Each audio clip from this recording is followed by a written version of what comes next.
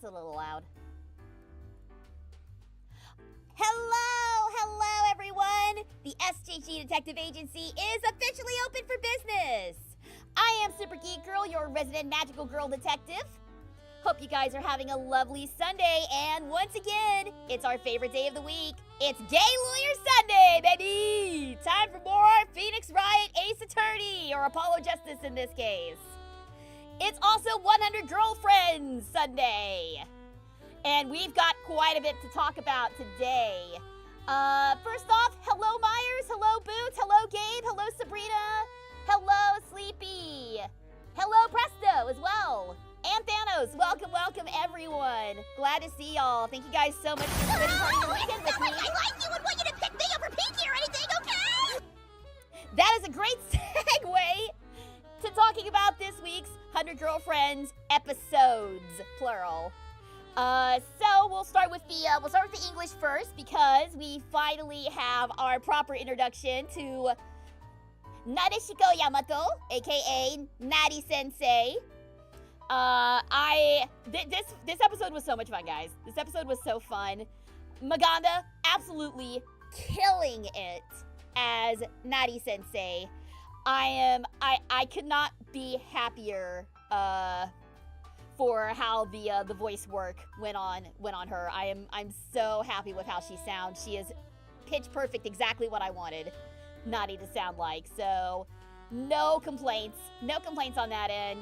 She sounds great, and I love that all the girls got to play fantasy dress up. I mean, to be honest, every time Hahari's involved, it's fantasy dress up. I mean, we've had maids and all sorts of other things as well, but this one was a lot of fun, seeing the girls, like, cut loose. On that note, I'm curious to know, those of you who have seen the episode, which girl's costume was your favorite? Because obviously I adored Karane's outfit. Like, it was so stinking cute, and I may or may not try to make that particular outfit for my Karane plushie myself. May or may not attempt to make that. But I also really liked Shizuka. Princess Shizuka is so stinking cute. Like, that one was probably one of my favorites of the whole group. Was Shizuka in the cute little princess outfit. I liked Mei as a Sanrio puppy. Yes. Mei in the puppy Kigurumi was beautiful. So adorable. Seeing Mei dress as Mimimi was adorable. Their dynamic is quite sweet. Yes, and I've brought this up before. Like, they seem to be pairing off certain girls. I mean, obviously Hakari and Karane. But we're also getting, like, Shizuka, Nano, Mimi, and Mei. It's getting to the point where there's getting to be so many girlfriends that we're having to pair them off just so they get enough screen time. But yeah, Mei dressing up as Mimimi is so good, and she looks wonderful in Mimimi's outfit, honestly. Also, not Mimimi out here trying to look like a freaking Elden Ring final boss. They were absolutely channeling Consort Radon. They were absolutely channeling Consort Radon there, and I love it. Girl's costume. My favorite was Rentaro D. Ijo, King of the Boyfriends. You know, I was about to get to him.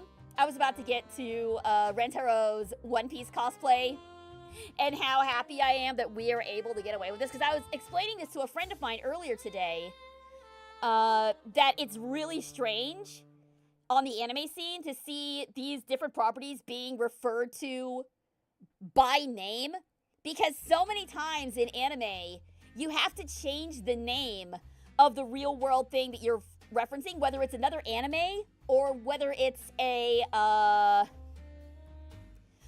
real world brand like Apple or McDonald's. I mean, that's why we have Whackdonald's in anime. They just invert the M in McDonald's to a W to avoid, like, copywriting and stuff. So to see a show like 100 Girlfriends just do that so blatantly, just blatantly referencing it is so fun. It's absolutely a blast. So yes, more One Piece. I'm sure there's gonna be more One Piece and more anime references to come. So stay tuned for that. Iku's outfit, I believe, was a reference too to a Star of the Giants. To be honest, I'm not familiar with that show myself. I don't even know if that got a American English dub. I don't watch a lot of sports anime, so I'm not sure if that got dubbed into English or not. I don't know. I feel like Iku's outfit was a very deep cut as far as anime references go. But again, what do I know? I'm not up to date on my sports anime. Chio looking like she'll replace Phoenix Wright as the new Ace Attorney. Nah, she'll replace Gumshoe. She's a police officer. She's gonna replace Gumshoe. She's not gonna replace Phoenix. She's gonna replace Gumshoe. Can you imagine, though? Can you imagine a little detective Chio? That'd be super cute. Controversial as Chio's character is, that police officer uniform was extremely cute, and I'm very, very pleased with it. Hello, Doofish! Welcome. Thanks for tuning in today. Hello, Maria! Welcome. Good to see you. And hello, KH fan! Welcome. Imagine that she replaces Maya.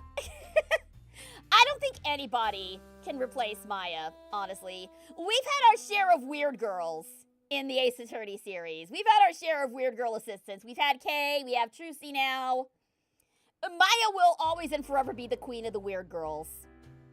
Like, there is no assistant better than her. Yeah. I can see Chio going, freeze! It's the cops! Or however Lacey does it. I don't know how Lacey does it, but she does it so well. She does it so well, and I love it. It's so cute. But yes, we had a lot of great fans, a lot of like good fan service, not like well, I was gonna say not like the sketchy, skeevy kind, but then you have Hakari. You'll see for yourself when you see her outfit. But I liked it. I liked this episode a lot, and just on a production note, I'm really glad that we changed a certain line so that xenophobic assholes wouldn't use it for memeing purposes. So I'm very pleased with that as well. Rentaro student, Natty's teacher. That's hey. All right, chill out. Let's kind of like the whole Chio thing. Let's just kind of gloss over that for the sake of it being a parody and not taking it seriously. We'll just gloss over that then. But yes, the whole plot twist of her. I'm assuming that everyone here by now has seen the episode, either in the J or in English. But yes, the truth about Natty Sensei was very funny and very sweet. The way that was addressed. So I'll keep it vague just in case there are some people who haven't seen the episode. But I will say I think that was handled pretty well. I did also take a look at the Japanese episode, Yamame's introduction, which we will get to in time. But I will say, just on that, I will say how sweet and refreshing it was to have such a super wholesome episode after the insanity that we've had so far this season. Yamame's introduction episode is going to be a breath of fresh air. In some places. That's all I'll say for now on that particular episode. I'll have more to say when it comes out in English. But yes, I have seen both, and they are both awesome, and great job all around. Hope you guys are enjoying it so far. When is there going to be a Data Live anime reference? Kurumi Tokisaki cosplay, let's go. I mean, at this point, I wouldn't be surprised. I wouldn't be surprised if they reference Data Live. I know that there's going to be some Idol Master stuff referenced in the Idol Arc episode.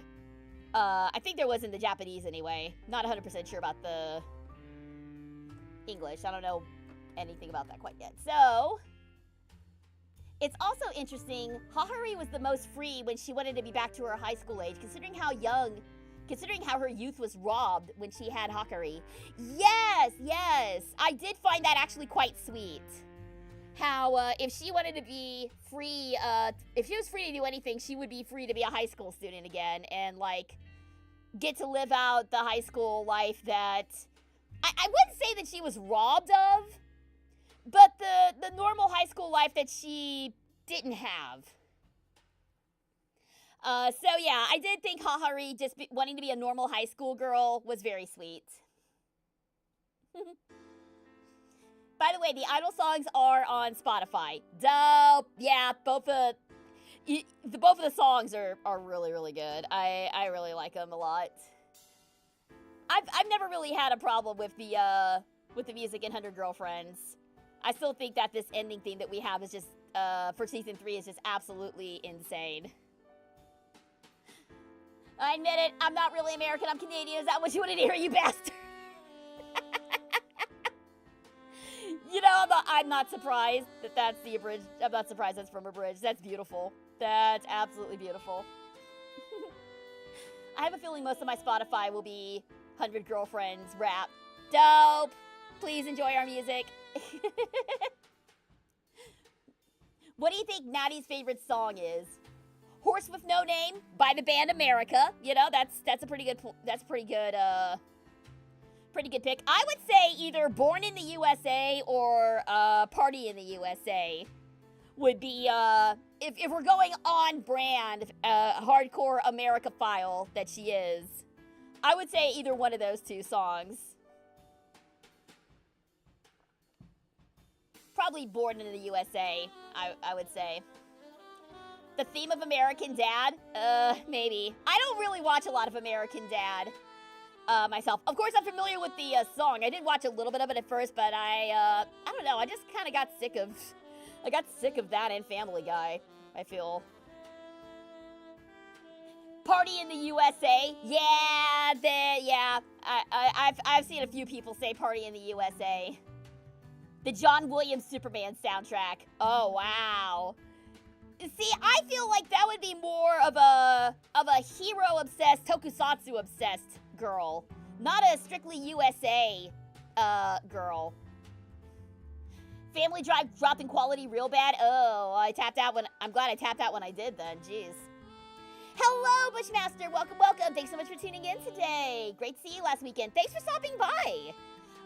Yeah, for those of you who weren't aware, last weekend I did a signing down in Lake Worth, Texas, along with my friends Corinne and Crystal. And we had a really lovely time. To be fair, it was a pretty small event. You know, you're gonna have those sometimes. But I really did appreciate everyone who came by and talked with me and talked with us and ended up having a lot of fun. I finally got to meet my twin. I finally got to meet my twin, Tina, from Overlord. It's crazy. It's just one of the crazy things about this industry. How you can work with somebody on a show for years and years and years, but only meet them in person like once or twice. That's one of the crazy things about voice acting, is I have not met a lot of my co-stars in 100 Girlfriends. Like, obviously, I've gone to a signing with Rebecca. Obviously, I've done interviews with Jim and Travis and all them. But I've very rarely met all of my coworkers from any show that I've worked on. It is a rarity in this business where we get to see each other on a regular basis, unless we're like friends already. So yeah, it's really interesting. Counterpoint, it was Superman that made Natty into a freeaboo. You know what? Fair point. The Superman gets a pass then. Princess Shizuka looking like she jumped straight out of Circlet Love Story. Yes! I loved her outfit so much. My little cinnamon roll princess! Princess Shizuka had me squealing like a schoolgirl. Same!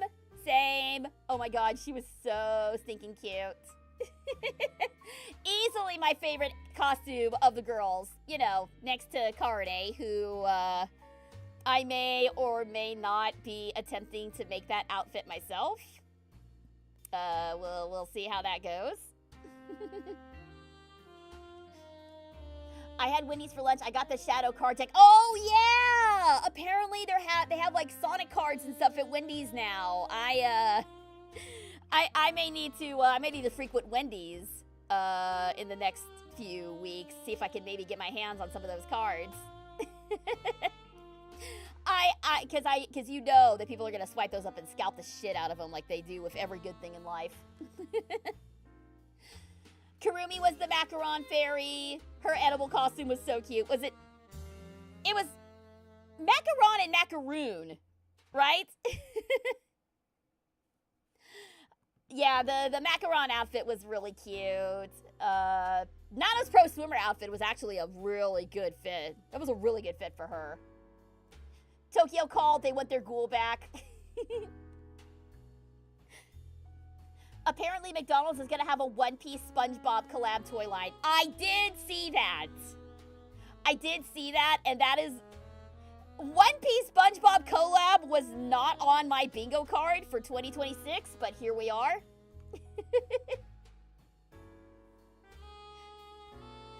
Honestly, Karumi's outfit could have easily become Hakari.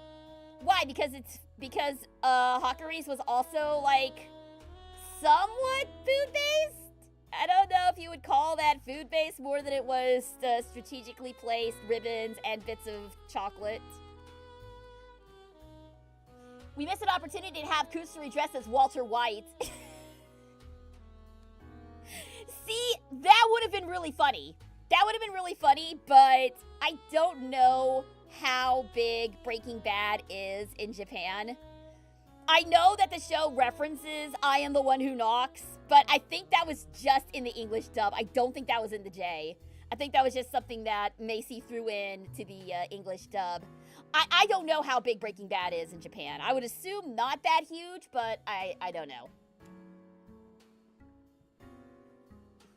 Apparently, they're only planned for Australia and New Zealand. There are rumors it'll come to the US. Hope so.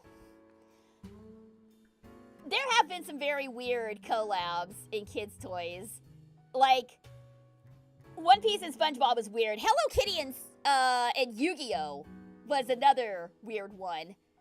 Which I wasn't able to get all of them, but I did get the ones that mattered. I did get Hello Kitty Dark Magician and Dark Magician Girl. I think that was My Melody was Dark Magician Girl in that collab.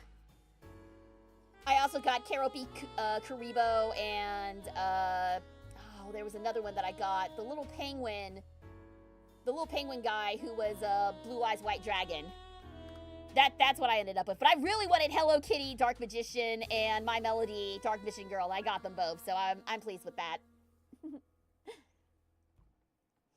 All the cowboy slang Natty threw in was just incredible. Yes, absolutely. Absolutely it was. Again, Southern fried to perfection was Natty Sensei. Did you see Cassie and Wooloo's new VTuber debut? She goes by Sappy the Great. I was unable to tune in live, unfortunately. I wanted to pop in and say hi, but unfortunately I had other things going on. But I'm so happy for her. Her new VTuber looks great. So I'm really happy that that's worked out for her. I want 100 Girlfriends Gundam collab. I don't know why. I don't like Gundam. Karne just seems like she would drive a mech. I mean, they're both Bandai Namco. Never say never. And I mean, there have been some pretty... I mean, I know that there's a round 1 collab going on with 100 Girlfriends. In Japan, at least. I hope it comes to the US.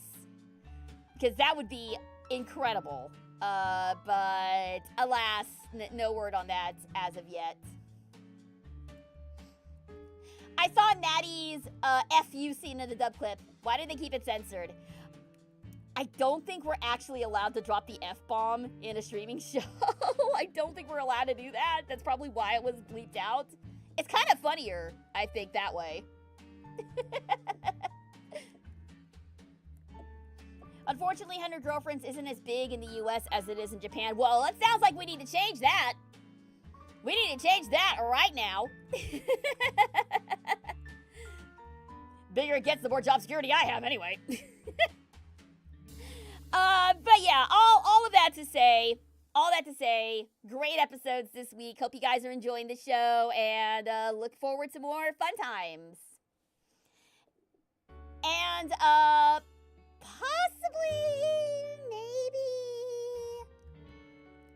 possibly maybe there'll be a chance for y'all to meet some of us later. More on that as the details come out, but yeah. I caught the debut. I got to join the Discord for a whole evening until, right, yeah. I'm so sorry that happened to you, dude. That's gotta suck. The bright side is Cassie got to see the Elden Ring drawing I made for you about a year ago. Oh, I'm glad. I'm really glad. But yeah, I saw what happened, Myers. I'm so sorry. I hope you were able to recover from that. Maybe they should add One Piece for Crossworld so it'll be canon. They might as well. Well, I mean, hell, if they could add Yakuza.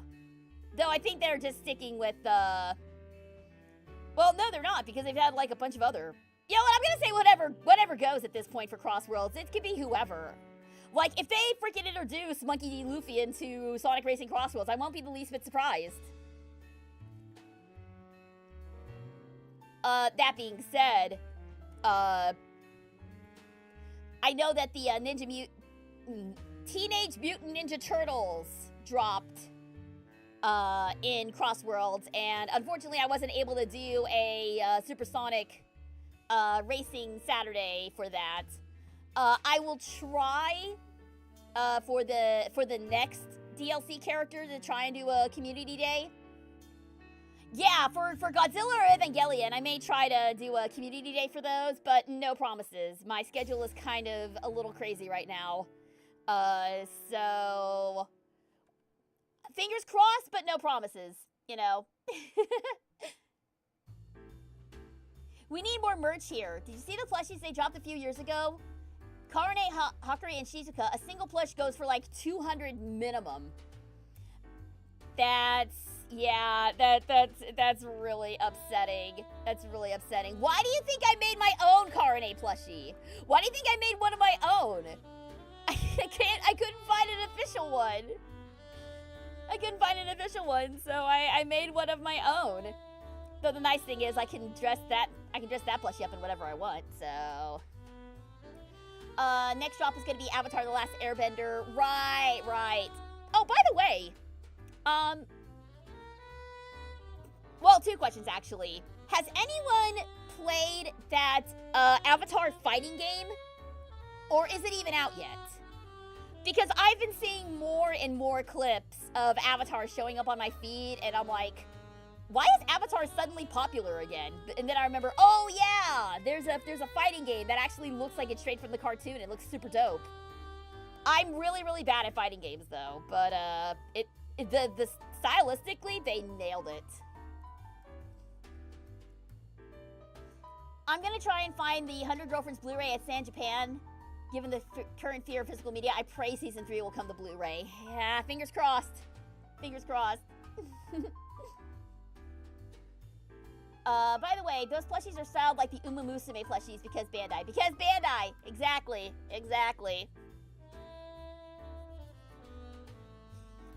So yeah, I would like to check it out, but like I said, I'm not great at fighting games, but you know, if I can... I've got a pretty long queue of stuff already.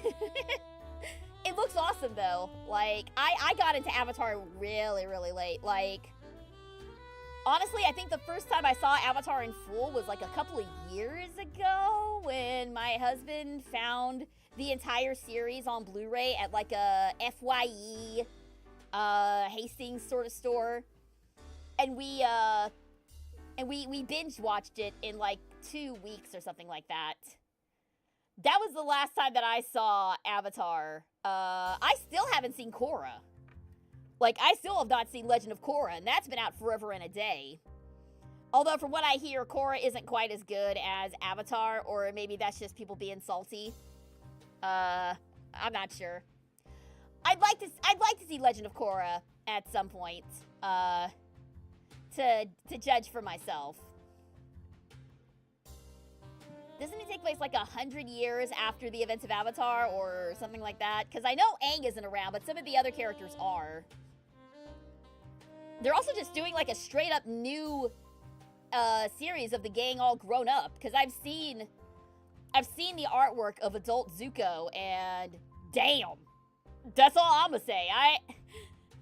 I liked Zuko already, but Zuko as an adult, damn. That's all I'm gonna say. That's all I'm gonna say. I'm gonna save the real thirst for when we start Apollo Justice. But yeah, no. Adult Zuko can get it. Oh, it's a movie. It's not a series. It's a movie. Okay, gotcha. On Paramount, because of course it is. Okay, I need to get the 30-day, or like the 7-day, whatever, how long it is, free trial of Paramount Plus, and just binge Knuckles and the Avatar movie, and then just delete it. Or just don't see. I'm just saying, that's definitely an option. The last Airman cast are elderly in Korra. At the very least, Katara is. Apparently, Aang died pretty young at like 66. Oh wow, that is young for that series.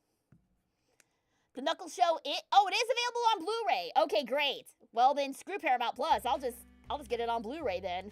I'll just ask for it for Christmas. How about that? So yeah. Ugh, I'm going through my water like way quickly. Yeah, if my voice gives out a little bit, it's because I've been doing D&D since like 10 o'clock this morning. My character hasn't done a lot of talking, but she does do a fair bit of yelling. So if my voice gives out midway through the stream, that's why. On that note, we should probably go ahead and jump in while I still have a voice. So, if you guys are ready, this may very well be the finale of Apollo Justice. So, let's not waste any more time. Let's jump in. Jump straight into the investigation. What class? Oh, you mean like what class am I playing? My character is a human cleric. And the concept for this character is heavy metal nun who worships the god of thunder, Thor. So yeah, she is gonna be a very fun character to play as. In the very first session, I got to put on a rock concert at the tavern that we're staying in. Yes, Sister Thrash, yes. Yes, I have made Sister Thrash into a D&D character, and I could not be more happy with her. Like, dude, she's gonna be so much fun. I cannot wait for our first actual battle, though, so that you can really see what she does. No, it is not Marvel Thor. Thor is actually a god in D&D. There are a couple of Norse gods kicking around in the D&D pantheon of gods, and Thor is one of them. And I wanted her specifically to be a Tempest cleric, a Tempest domain cleric, because of the particular spells that she will get later on. But yes, this will be my first time playing as a cleric. And, I mean, it could be Marvel's Thor. I mean, I'd worship Chris Hemsworth. I mean, wouldn't you? I can totally see her getting down with Chris Hemsworth. It's gonna be fun. Yeah, okay. So it works for real people too, huh? Alright, cool. Well, thank you. Thank you for that. So... Welcome back, everyone. Welcome back to what is going to be probably the finale of Apollo Justice today. Oh, hi, Stumpy. Thank you for the head pad. Thank you. Thank you. I appreciate it. Oh, hang on. We got some other stuff in the chat here. Cleric is always my default in D&D. Dope. This will be my first time playing as a cleric, so I'm excited to try it out. It was either going to be that or a monk for Sister Thrash. But I decided that a cleric would suit her better. So expect some Sister Thrash stories as this new campaign goes on. Yes, Sir Stumpy Knight of the Trolling has arrived. Welcome. Glad to see you. So, last time, if you guys remember, we became the guinea pig of sorts to the Mason system, which has us jumping backwards and forwards in time to solve the murder of Drew Measham, and some pretty shocking revelations were revealed. One, it was revealed that Shoddy Smith is in fact Zach Remarier, aka Trucy's dad. And it was in fact, he was in fact the person who was killed in the very first case. We also learned that the person who commissioned the forgery that got us disbarred and basically ruined our entire friggin' life was none other than Kristoph Gavin. So, if you didn't have enough reason to hate him, yeah, you have plenty of reason to hate him now, and I am gonna beat his ass with that stupid ass ponytail of his for what he did. Anyway. Let us resume our investigation.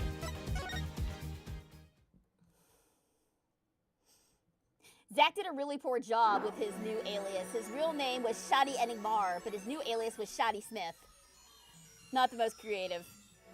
Yeah, well, I'd say most of his creative energy went into stealing tricks. Who knows? Alright, so I think this is going to be the last bit of past investigation that we have. Sorry, yeah, past. This is the past. So why don't we go ahead and... Oh, yes! Thank you for reminding me, Sabrina. We don't know why Kristoph forged had the forgery, and got us disbarred. When we asked him about it, we saw something that we have not seen yet in this series. We saw Black Cyclops. Which, their significance and what they're hiding, we have yet to learn. But all will be revealed today, most likely. And yes, this is a trilogy, but this is going to be the finale of the first game in the trilogy of Apollo Justice Ace Attorney. Because the next two are technically Phoenix Wright Ace Attorney. I should point out, though, we're not going to start Dual Destinies right away. I am going to be taking next weekend off. So we will, and possibly the weekend after that might be Danganronpa 3. Fingers crossed on that. But it'll be at least a week before we start Dual Destinies, so we'll have time to decompress and come off of this. So just a little programming note for later. All right, let's go to the detention center. We'll see who we're talking to. And this should be our last bit of the past. 7 years ago, detention center visitors room. Ah, okay, we're talking to Valent. Makes sense. What strange sight doth mine eyes behold? Excuse me? 2 men on either side of a single transparent pane. Yet it seems fickle fate has switched sides, so to speak. The forger of fakes walks freely, while the innocent languishes within these plexiglass confines. There's been no proof that I forged anything, nor proof that I took the life of my dear mentor. Yet, these chains cannot hold me for long. The stage awaits. And what, may I ask, awaits you? A little piano in a cold little hole in the wall. It is good to hear the detention center music again. I have enjoyed all these callbacks to the original trilogy. It's Cusco? Man. Valen wishes he was as cool as Cusco. Is this the guy who owns Curious George? Y'all are being so mean to him. I mean, it's deserved. Let's be real. It's deserved. But damn, y'all are being vicious today. Hello, Yoki Pop. Welcome. Thanks for joining the investigation. Glad to have you here. I know that Trucy sees Valen as her uncle, but he's a jerk. Yeah. The whole Grand Marnier clan, I feel like, are jerk supremes. With the possible exception of Trucy's mom, whom we haven't met yet. Who knows? But since you are here, what shall we discuss? The shooting of Magnifique Grand Marnier, for one. Who pulled that trigger? Valen? Or his partner, Zach? His partner vanished before the answer could be found. If I'm going to get any closer to the truth, this is the place to start. You threw off my groove. Yeah, well, it probably deserved to be thrown off. Alright, let's talk about the making trial. I have to hand it to my partner. He knows how to make an exit. That's talent. Yeah. He made my attorney's badge disappear and he never even touched it. Glorious spotlight always leaves someone weeping in the shadows. Yet his very disappearance is itself a revelation. Revealing what? Zach Grand Marnier killed Magnifique. It's as good as a signed confession. That's certainly been public opinion's take on it. I grow tired of my cage, and the time of my release is near. I must go and prepare. Planning on jumping back into the magic right away? As long as an audience waits with bated breath, there will be Valen. And also, yes, now that my partner has disappeared, Magnifique's repertoire is mine. Valen Grand Marnier has a tradition to uphold. Is that true? Now wait a minute. Now wait a second. Didn't Zach say that he had...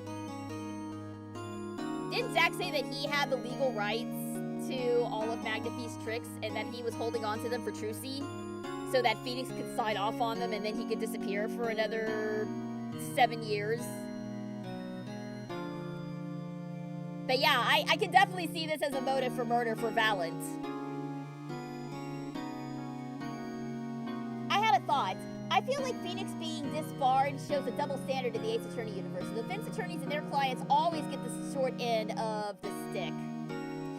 Yeah. The defense is treated very differently in Japan.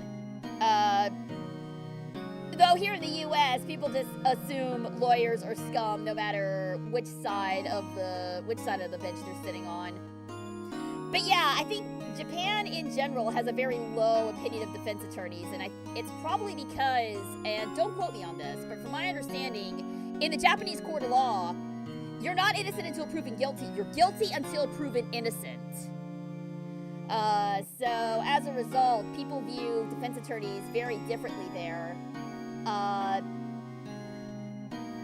That's my understanding. I may be totally wrong.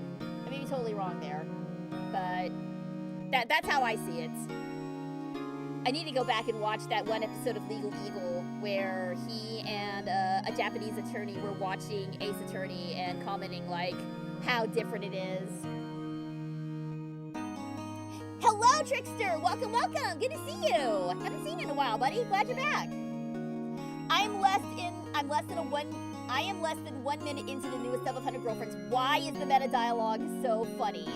Giving Carne all the very meta jokes is peak for her straight man role. I know, I love it. I love being the straight but not really straight man in this group. It's so fun. Japan does have a 99% conviction rate for a reason. Yeah, and I think that's why they specifically decided to do a game based on a defense attorney rather than a prosecutor. For that specific reason. I'll have to go back and check my sources, but I believe that's the reason why. Not for the English dub team is my new favorite joke. What the hell? Yes, I love that. I love that joke. I love that joke so much. Innocent until proven guilty in a court of law might be the one advantage the American judicial system has over others. That, at this point, that might be the only good thing about us. There's also that video where a lawyer crashed out about the outdated autopsy report. I don't think that was Legal Eagle. But yes, I have seen that, and it cracks me up every time. It cracks me up every single time. Was that him? Was that Legal Eagle? Or was that somebody else? Was that another lawyer YouTuber? There's not many. There aren't many lawyer YouTubers, but it might have been somebody streaming it who was a lawyer IRL. I don't remember. But yeah, no, the crash out was amazing. Oh, it's so good. I'll have to post that in the chat later. Seen in this light, the trial was quite good to me, verdict or no. And you can't pay for that kind of publicity. Any news is good news when you're in show business, right? Except it's not. The suspicion on you hasn't lifted entirely, Valiant. After all, you received one of those letters too.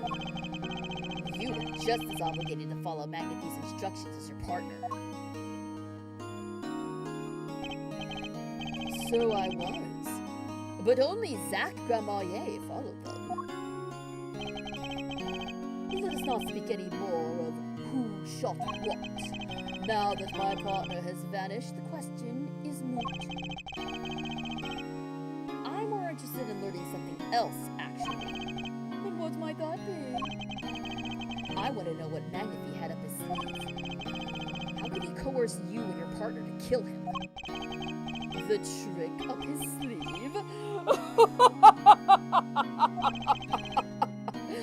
Perhaps you do not know. Know what? A great magician never reveals his secrets. Magatama time? Yeah! Magatama time! Ooh! 4, huh? Alright! Cracks knuckles. I can't actually pop my knuckles. I can't actually do that in real life. Probably for the best.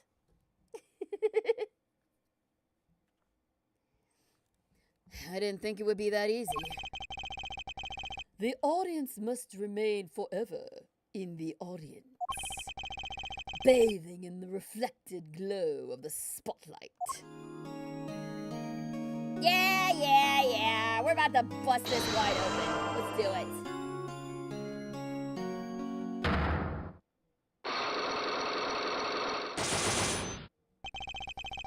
Even then, that's a stretch because sometimes legal systems assume guilt.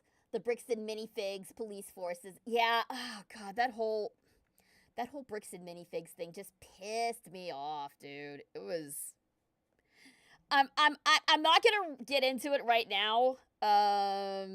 One, because I don't really remember all of the details. I just remember that the dude got chinced and Brixton minifigs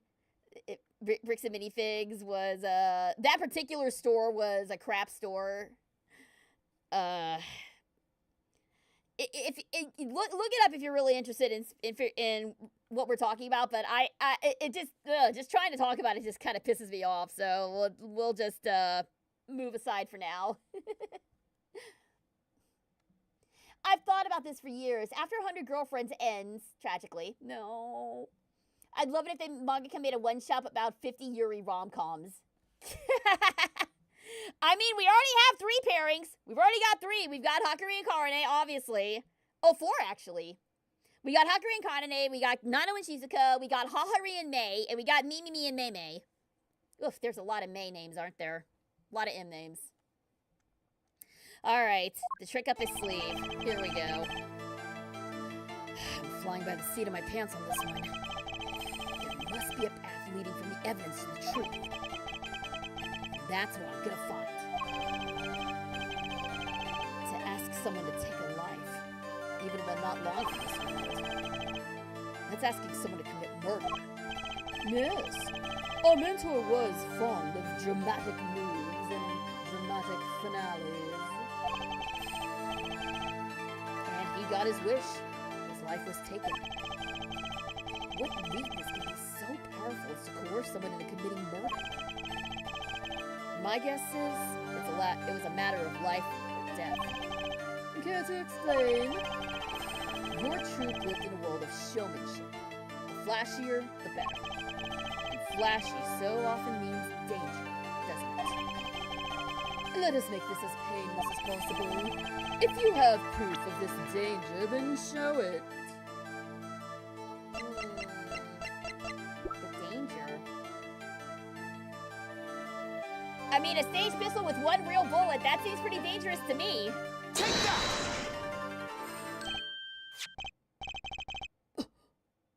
Why, that's one of ours! Specially designed for your show, I gather. A single bullet. 1 shot. What are you suggesting? We are magicians, Mr. Wright, not murderers. Well, one of you might be. I'm not crying murder, Mr. Valent. I'm crying something far more tragic. An accident. Ooh. Zack and Valent's quick draw shoot 'em. How long has it been since those shots were last heard? Was the shoot 'em cancelled because someone might get hurt? Of course. What other reason could there be? Well, it could have been cancelled because someone had already been hurt. Oh, we called it! We called it! We called it! Yeah! Juicy's mom! Juicy's mom died for real during the trick or something.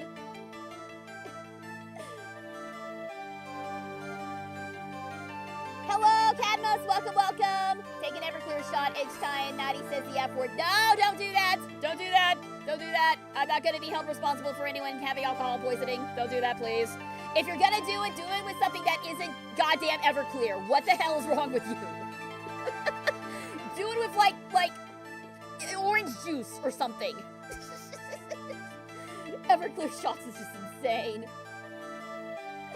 Oh, wow. Apple juice, yes, do it. Take apple juice shots. Apple juice shots. Do that. Do that instead. Don't do Everclear. My God.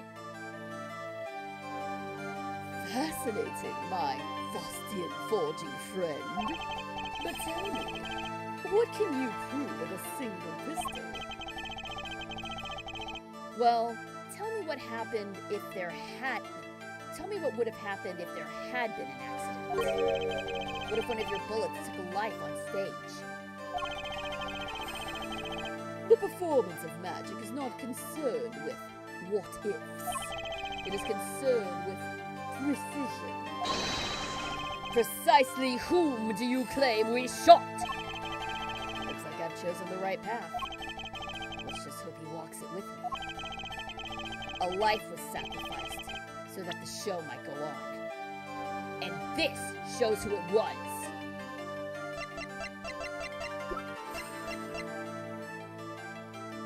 Yeah, it was the lost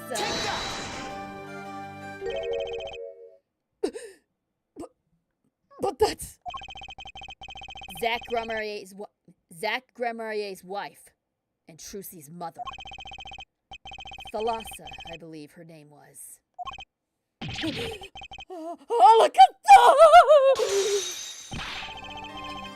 But how can you say this? How can you say she was struck by one of our bullets? Still in denial mode, huh? Thalassa was at the greatest risk of being shot. And this clearly shows just how much danger she was in.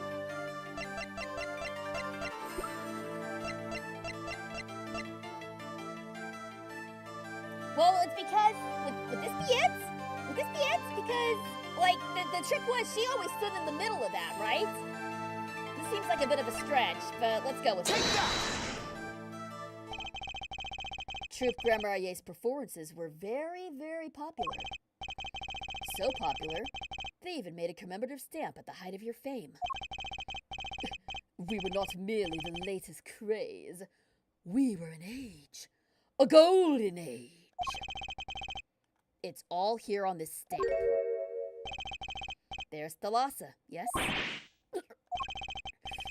Trucy's mother is missing, I hear? What happened to her? I don't know! Part of his memory is still locked up. There is one thing you're failing to address. What's that? As you say, our troupe was a world unto itself. If our leader Magnifi was so inclined, he could hide anything he wished with ease. But, Mr. White, then he would have hit a crime, making him an accomplice. Not a great foundation for blackmail. He's got a point, actually. Yeah, thank you, Phoenix. He's got a point. If one of the troop members died in an accident and Magnifi covered it up, his innocence would come into question. Found the right address, Mr. Wright. So close. There has to be something. About how Thalassa's death could affect Zack and Valence's relationship with Magnifi. I see it in your eyes. You still have something to say. How can you possibly prove more than you already have? I'll prove why Thalassa's accident tied your hands so completely.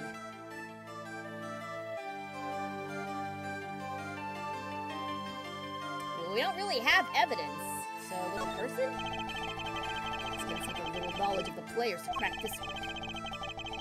The accidental death of Zack's wife tied both your hands.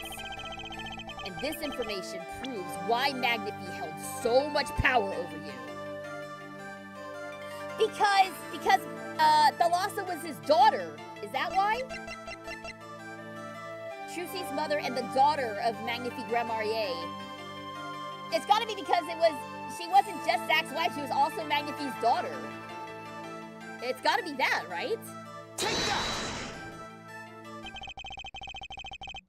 It wasn't a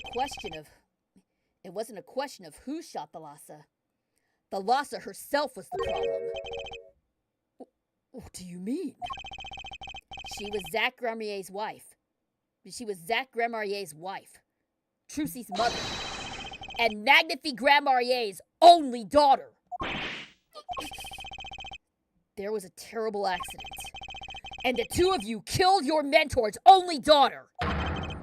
If that wasn't the key to Magnifi's power over you, I don't know what was. It was an accident!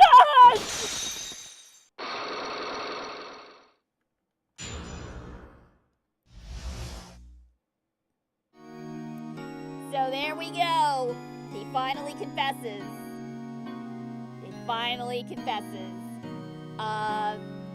But on that note, we are going to take a quick break. When we return, we will finish up our questioning in the past and move on to the present. So stick around, guys. We'll be back before Apollo Justice in just a moment.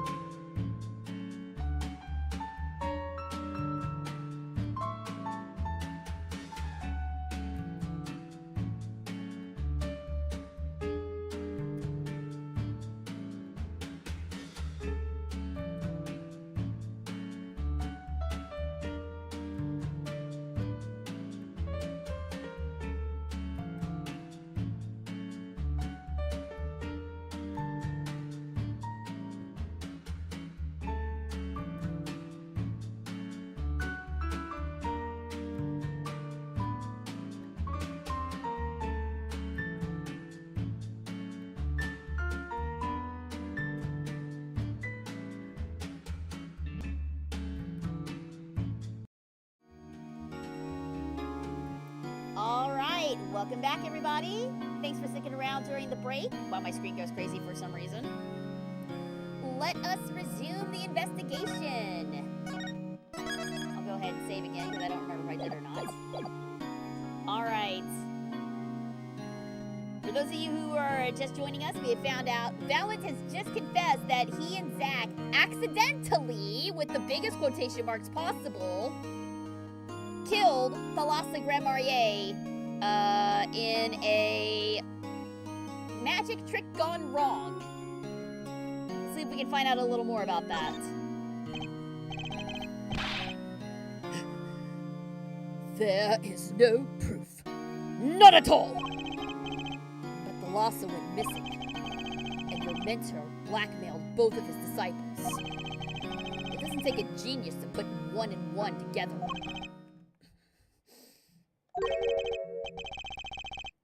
Ours was a complex family. You mean Troop Grandmarier? The master, Magnifi Grandmarier, his only daughter, and his two disciples. That does sound like a recipe for disaster, doesn't it? Are we about to get a love triangle? Do not be tempted into faulty flights of fancy. Yes, there was an accident. But that is all it was. An accident. Zach and Valence tour de force. The guns blaze, the bullets fly straight towards that beautiful body on stage. And then crash, zing, pow into everything but her. Now that is magic. It happened one day when we were practicing. Same trick with a new twist. And tragedy.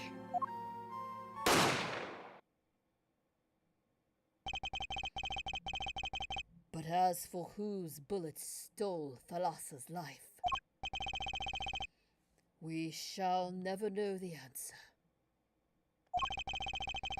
Thalassa disappeared from our lives, and Zach was bereft of his wife. Trucy lost her mother, and Magnifi, his daughter.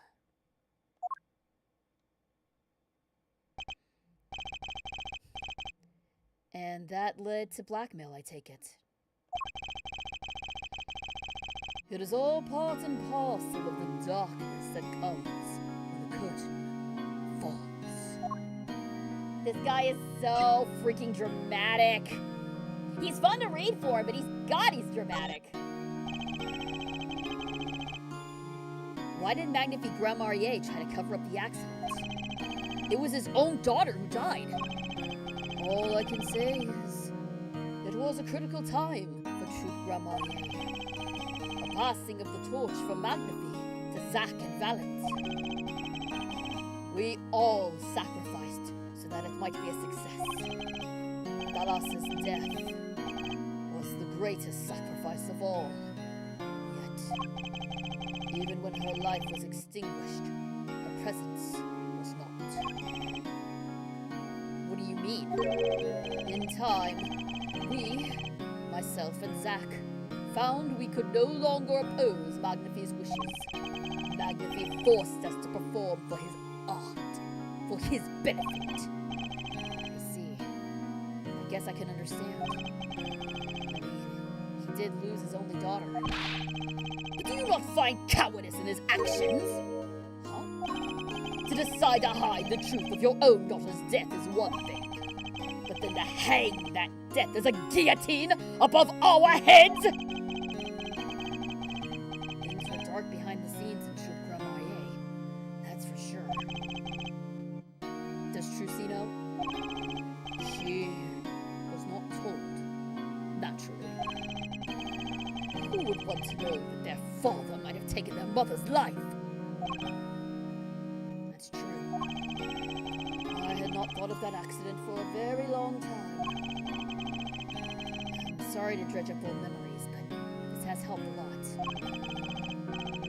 Not to find Magnifi's slayer, I should think. True.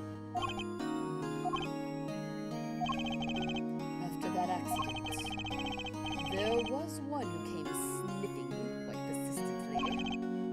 A reporter? He called himself a newsman at the time. Often I spied him lurking about the dressing room doing his research. Would you happen to remember his name? What was his name? Sorry, I've forgotten. But in the course of his interviewing, he became quite close to my partner, Zach. I liked him not. You see, his name I do not recall, but his scent, the cloying aroma of mint. Yes, whenever he smiled, which was far too often. I see. Thanks for your help. Ah, so it's Brushel. It's Brushel again.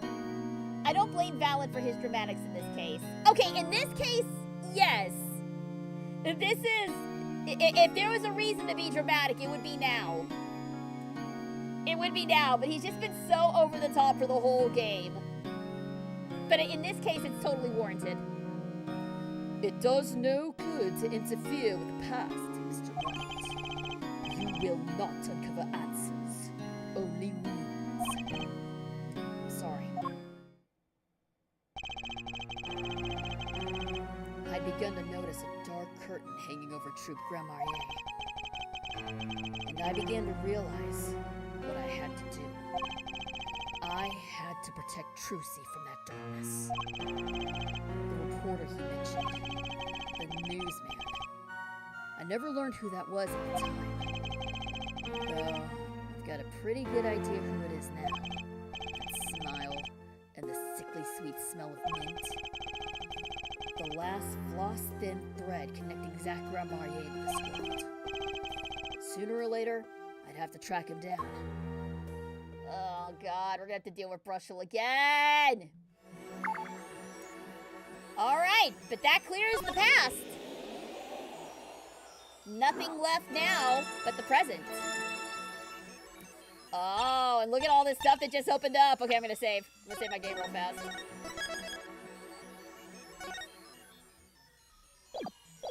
Alright, so it looks like... So Drew Studio in the present and Sunshine Coliseum. Well, I imagine Sunshine Coliseum is where we're gonna find Brushel, but let's drop by Drew Studio first. Cause who else could possibly be here? Because Drew's dead, obviously, and Vera is passed out. Or I wonder if Brushel's gonna be here instead.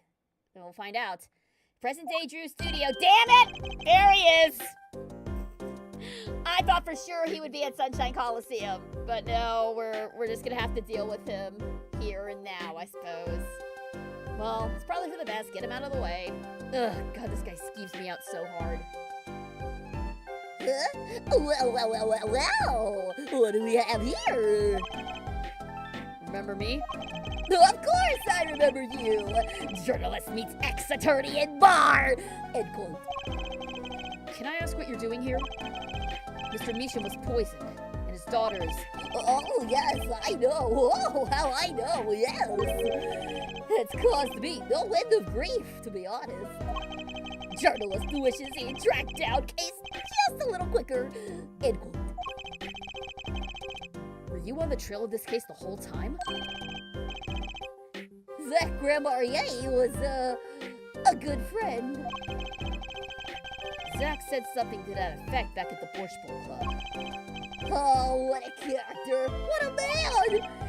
If a little, no, a lot, no, extremely rough around the edges. Do you think I could ask you a few questions?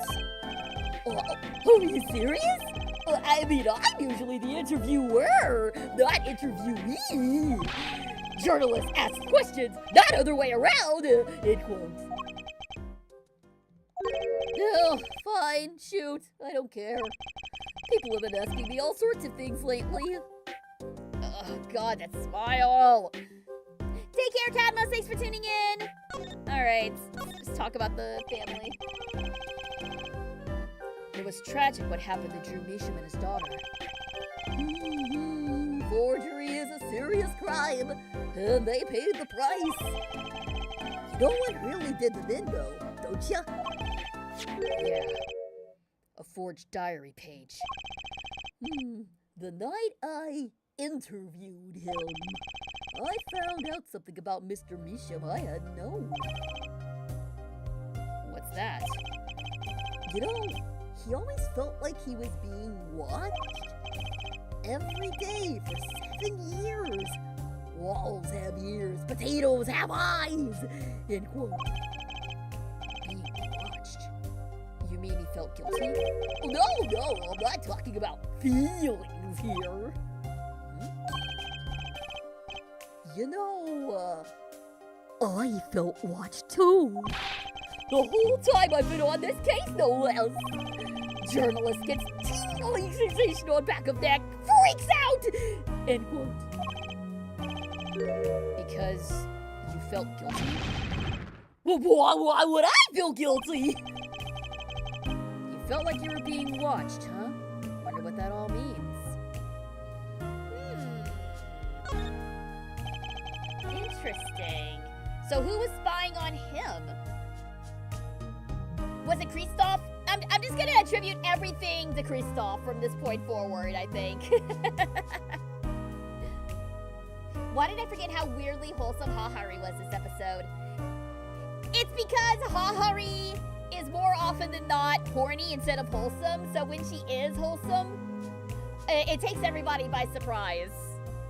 But yeah, I was mentioning that earlier. It's like, it was really sweet seeing how all Hahari wanted was to be a high school student again with everybody else. I thought that was really sweet. Weirdly sweet. Drew Measham felt like he was being watched. And you along with him. You sure it wasn't just nerves? Nerves? Oh no, it's nothing so mundane.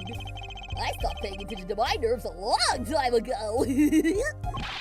But I felt it too. Journalist sure he's being watched. End quote. Don't you wonder why Zach Romier got rubbed out after 7 years? Right after coming into contact with me? Actually, that's a good point. He completely vanishes from that courtroom. And then for 7 years, he talks to no one. Not a soul!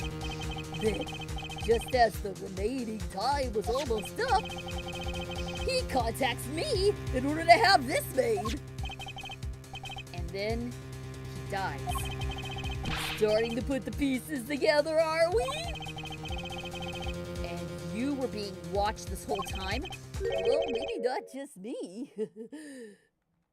Maybe you were too. Me?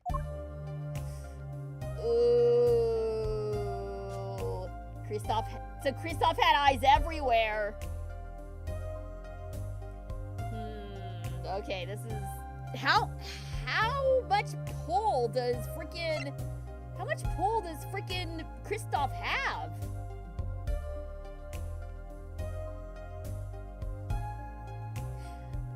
Karne and Kurumi friggin' slayed. Maximum princess energy on a tomboy is peak of peak. Yes, I do love Karne's outfit. I actually really want to make that outfit for my plushie. Possibly for me, if I can find someone to do that, because as good as I am at sewing, I have never attempted to make clothing for myself before. But the dress, it's just a simple, long-sleeved A-line dress. It shouldn't be that hard, right? I don't know. Maybe I'll talk to Marianne. She has far more experience in constructing clothes than I do. Maybe I'll reach out to her and see what she thinks. I met Zach through that case. Actually. You mean the shooting of Magnifique Grandmarier? Oh no, before that. It's not widely known. You mean the accident? During the quick draw shooting practice?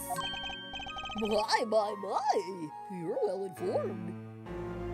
The dress is just solid pink with plaid blue accents.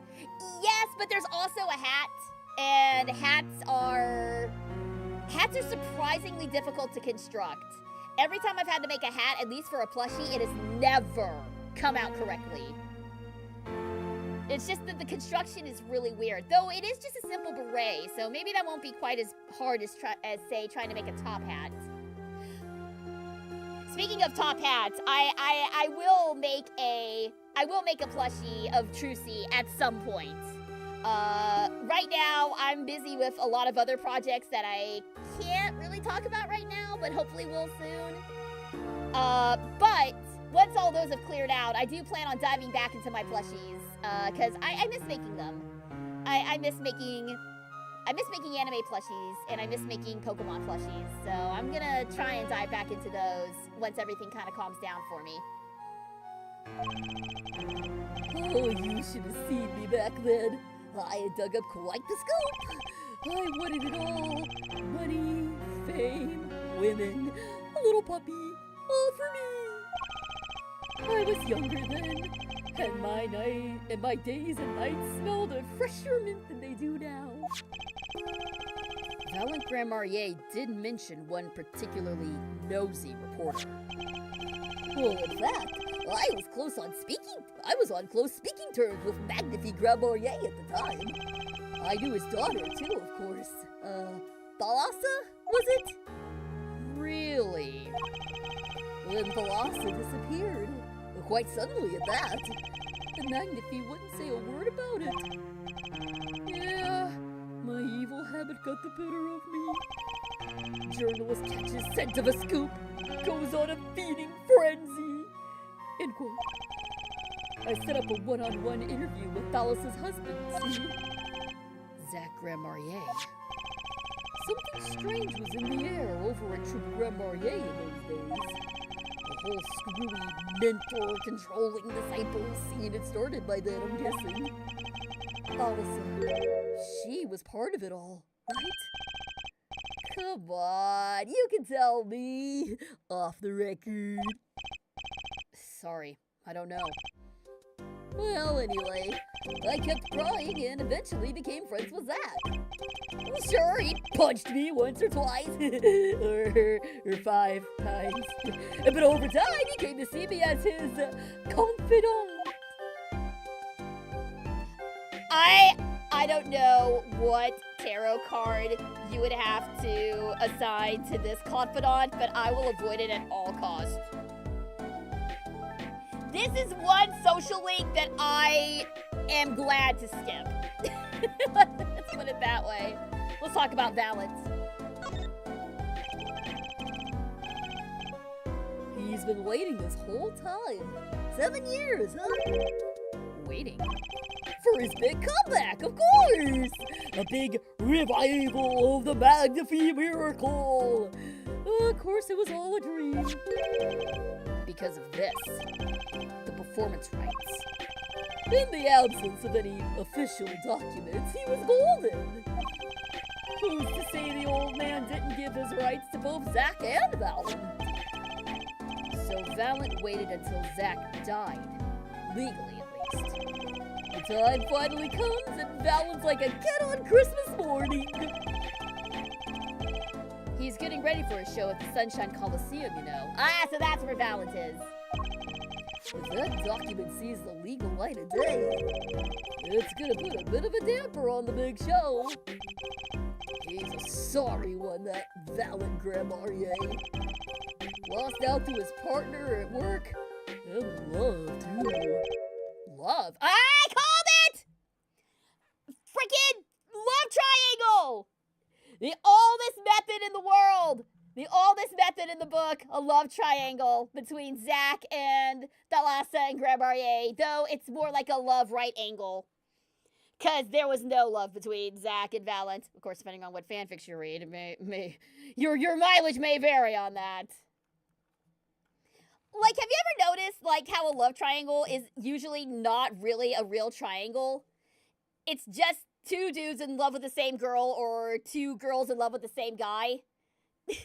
There's no third spoke. It should be more of a love angle, not a love triangle. It'd be a love triangle if everybody, like, loved each other. Also, shout out to Rentaro for saying polyamory is totally valid. He's one of the good ones. It's the same old story, really. 2 disciples and their mentor's only daughter. What has 3 sides and all of them pointy? A love triangle. No. That is pretty classic. When you're in a performing troupe, that's your world. It's like family. One with an entire high school's worth of drama, intrigue, and backstabbing. Yep, that's high school. That's high school for you. It could be the girl who's in love with both guys who in return both love her. Yeah, exactly. That's a proper love triangle. Also, Ninja Baby's wearing what? Yeah, alright, you lost me there. You lost me there, Rune. And in the middle of all... Oh, sorry, that's Phoenix. And in the middle of all this, Thalassa has Trucy. And then she dies. I need to find out more about this Thalassa. Okay. So, wait a minute.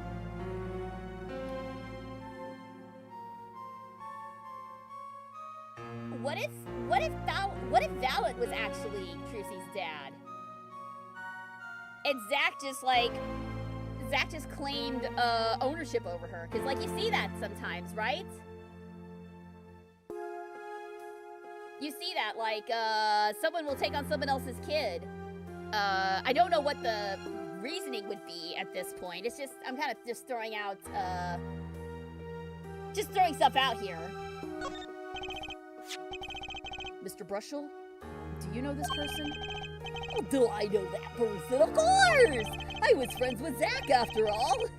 Well, he hit me a few times, 5 times actually. But still, I never forget his wife. Thalassa Grandmarier. Magnifique Grandmarier's only daughter. Do you think you could tell me more about her? Oh, well, why the heck not? Alright. Oh, God, that smile. Hello, Tatsu! It's Karane Indy 500. Oh, God, that's gonna stick around, isn't it? Thank you! Glad to see you, Tatsu. Welcome to the investigation. Glad to have you along. So Thalassa married Zach and had Trucy. It was her second marriage, actually. You mean she was divorced? Oh, God, she married Valet first, and then she married Zach. I hadn't heard this one before. Well, not quite. Her late husband was a performer, too. Apparently, he died during some gig. Tragic, really. They'd only been married a year.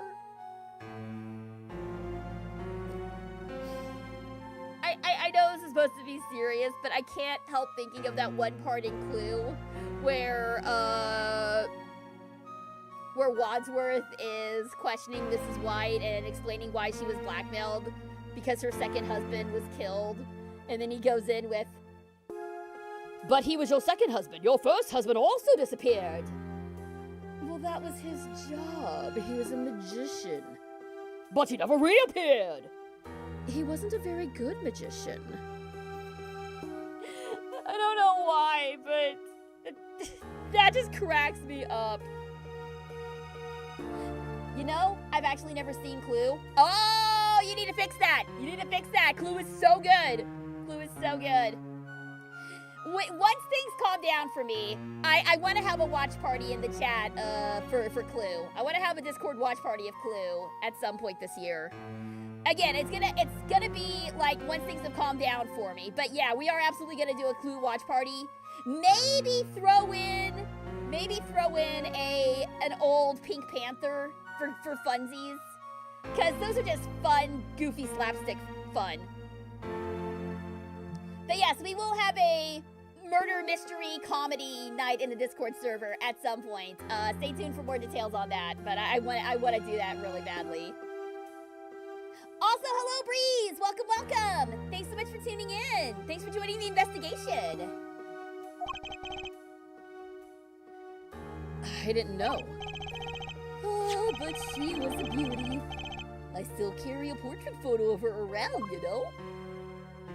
Oh, she is a lovely lady, isn't she? Whoa, wait a minute! Wait a minute!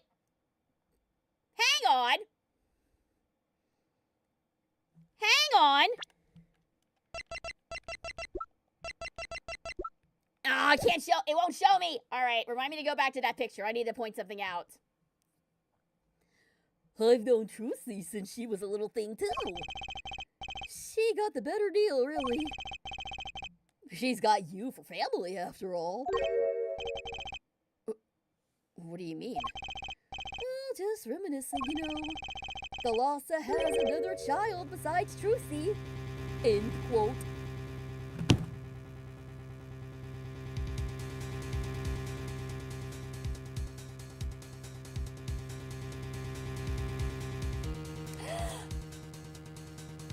Apollo!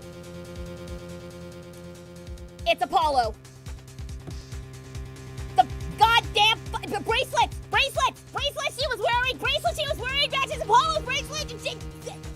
Yeah! Give me the picture so I can prove it! What? But Trucy said she was an only child! Oh, yeah. Well, that's what she had with her previous husband. Her previous husband? Her first husband who died during a performance? Yep, they had themselves a kid. Another orphan now. That's another one who slipped through the cracks. No idea where they are now. Thalassa had another child? Do you think I could borrow that photo? Sure, I can be generous on occasion, you know.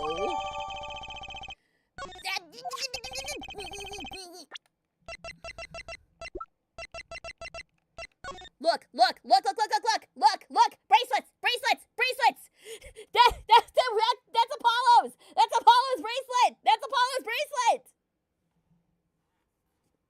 So wait. So Apollo and Trucy are... How did I call that so early? Bro, how did I call that so early? Haven't I been saying this whole time that Apollo and Trucy have brother and sister energy? This is why! I was right! Yes! I was unintentionally right! The best kind of right! Oh, I love it. Oh, I love it. I love it. Being a Grand Marnier sounds dangerous. 2 out of 4 of them have died during a performance. Yeah, no, it's a good thing that Trucy dropped that name. It's a good thing Trucy dropped the name. Alright, so we don't need the locket anymore. Better return it to Trucy before I forget. People and events all get tangled together and get bigger and bigger. Don't you think? I was too busy wondering about bigger to listen to what you were saying. Sometimes you just gotta accept that you won't be able to untangle it all, I think. Maybe so, but still, I have to do what I can. And I have to tell what I find to those who come next. Next, you say? I'm not the one who will close the curtain on this little play. Apparently, that's not my role anymore. Magnifi. I was just wondering what Magnifi would think of all this. What do you mean? Haven't you seen it in Trucy? She's got his power. You mean how I can't lie to Trucy? It was the same with Magnifi. And with his daughter Thalassa. It's a strange thing. You think it's some kind of Grand Marnier gene? Magnifi told me once, back when Zack married Thalassa. He said Zack had good eyes. But not good like a Grand Marnier's eyes, not that good. I wonder if Zack ever played a game of poker with his wife. Who knows what the Grand Marnier secret was? Maybe nobody. now that Zach's gone. Zach Grandmarier. The plot had finally begun to reveal itself. It sprouted from a warp in the Grandmarier fabric and grew, swallowing everything, wrapping itself around the Grandmarier's power.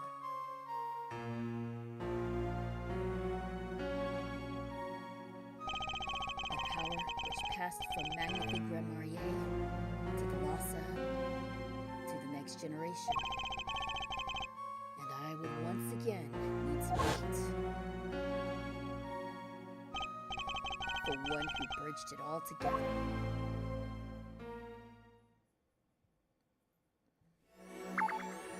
Didn't Zach say he only lost to 2 people in poker? The Phoenix and the man he killed? I guess Magnifi used his power. He must have. He must have. Alright. I'm not ready to deal with Kristoph yet. Because I feel like those black Cyclops are going to be the very last thing we unlock. So let's jump back to the Borscht Bowl Club. Then we'll do Sunshine Coliseum, and then we'll deal with Kristoph, asshole Gavin.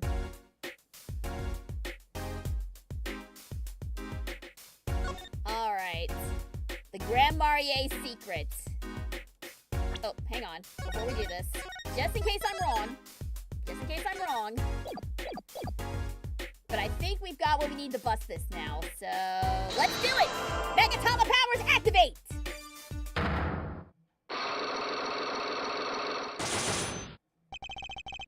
The Grandmarier secret.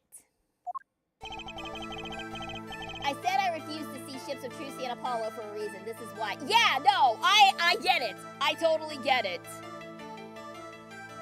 But them being brother and sister is absolutely perfect. So is that how this is gonna end? Is Phoenix gonna tell them? Probably. Don't tell me. Don't tell me. I'm asking hypothetically if that's how it's gonna end. I have to know more about this power of Trucy's. It's like she can see right into people's minds. The first time I saw her do it, it blew mine. And after you were done having your mind blown, you took her to play cards with you. Gotta use the resources at hand, I always say. Yet I myself have no such power. But Trucy does. Why is that? Maybe Trucy got her power from her mother? Thalassa Grandmarier? I will not speak of that! Thalassa is officially missing, correct? And I think I know why you don't want to talk about it. Because you had a hand in her disappearance. The 3 of you were a team once. Not that the entire country doesn't already know this. At your peak, you were the biggest stars around. Yet, there's another story behind the fame. One that not many know.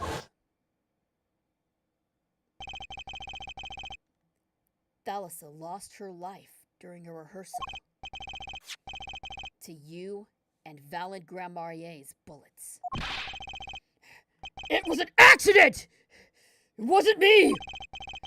How could I shoot my dear Thalassa? I'm sure Valen would say the same thing. It's just like another murder I might mention. Damn you! Objection, POS dad. Yeah, no, Zach's a punk. Zach's a freaking punk. But hello, Rowdy Rough Gamer. Welcome, welcome. Thanks for joining the investigation. Glad to have you along. Her eyes. I loved Thalassa's eyes. To think that they could read my mind was frightening. Yet, there was a warmth in them that felt like an embrace. She's dead, and Magnifique Grandmarier has joined her. So the only one with her power left now is Trucy. Mr. Zack? I don't know. I don't need any power to see through that one, buddy. So there's someone else. Someone other than Trucy. Someone who inherited Colossus' power. How would I know? The chances are slim. It would take a miracle to make the truth. Or maybe one's already occurred. There is someone else with the power. And I know who. It's Apollo! Take that! This boy? His name is... I forget. Something weird. So rude! Okay, but wait. Is he just being a dick on purpose, or is he actually, like, trying to protect Apollo here? I mean, it doesn't really matter. I mean, at this point, Zack's still alive. So he could be trying to protect Apollo, or maybe he is just being like a punk, because even in this super serious end game, Phoenix still finds a way to dick around with Apollo and be a punk. Either way, rude. Agreed. Hello, Daniel. Welcome. Hi, Super Geek Girl. Just wanted to say hi and congratulate you on returning to 100 Girlfriends. Thank you. Thank you so much. I'm so glad to be back as Carne, and I really hope you're enjoying Season 3. Hope you guys have enjoyed the new episodes that dropped today. If you haven't seen them, go check them out after the stream. They're really, really good. This is how Phoenix knew about Apollo and wanted to support him if something goes wrong. Okay, so this is how he found out about Apollo. Okay, makes sense now. Who could he be? An attorney. An attorney? I noticed him when I went to visit a friend's law office. So, what are we to make of this, oh great ex-attorney? You can show me pictures of strange boys all you like. You can at least say something like, I'm this boy. I could use a laugh. Perhaps you wouldn't laugh if you knew the facts. This might not be 100% proof, but it's close. There's a link between this boy and Thalassa. Actually, it's more of a ring. Perhaps this will refresh your memory. I just so happen to have evidence showing this missing link. It's the bracelet! I actually did have concept designs for a Dogman Ace Attorney AU. Oh, that's fun. I honestly don't know that much about Dogman myself, but making AUs is super fun. Like, we've been messing about with a Persona Ace Attorney AU for a while here in our chat, so... Also, yeah, it's time traveling evidence. Don't worry about that. We're hand waving that away. We're hand waving that away for now. We'll unpack all that later. But just hand wave it away for now. It's fine. It's fine. Just wave it away. If my model could wave her hand, she would. It's fine. It's fine. Don't worry about it. It's not important. It's actually extremely important, but you know what I mean. Actually, I know something. Your marriage to Thalassa was her second. How'd you know this? Her first husband? He died a year after they were wed, yes?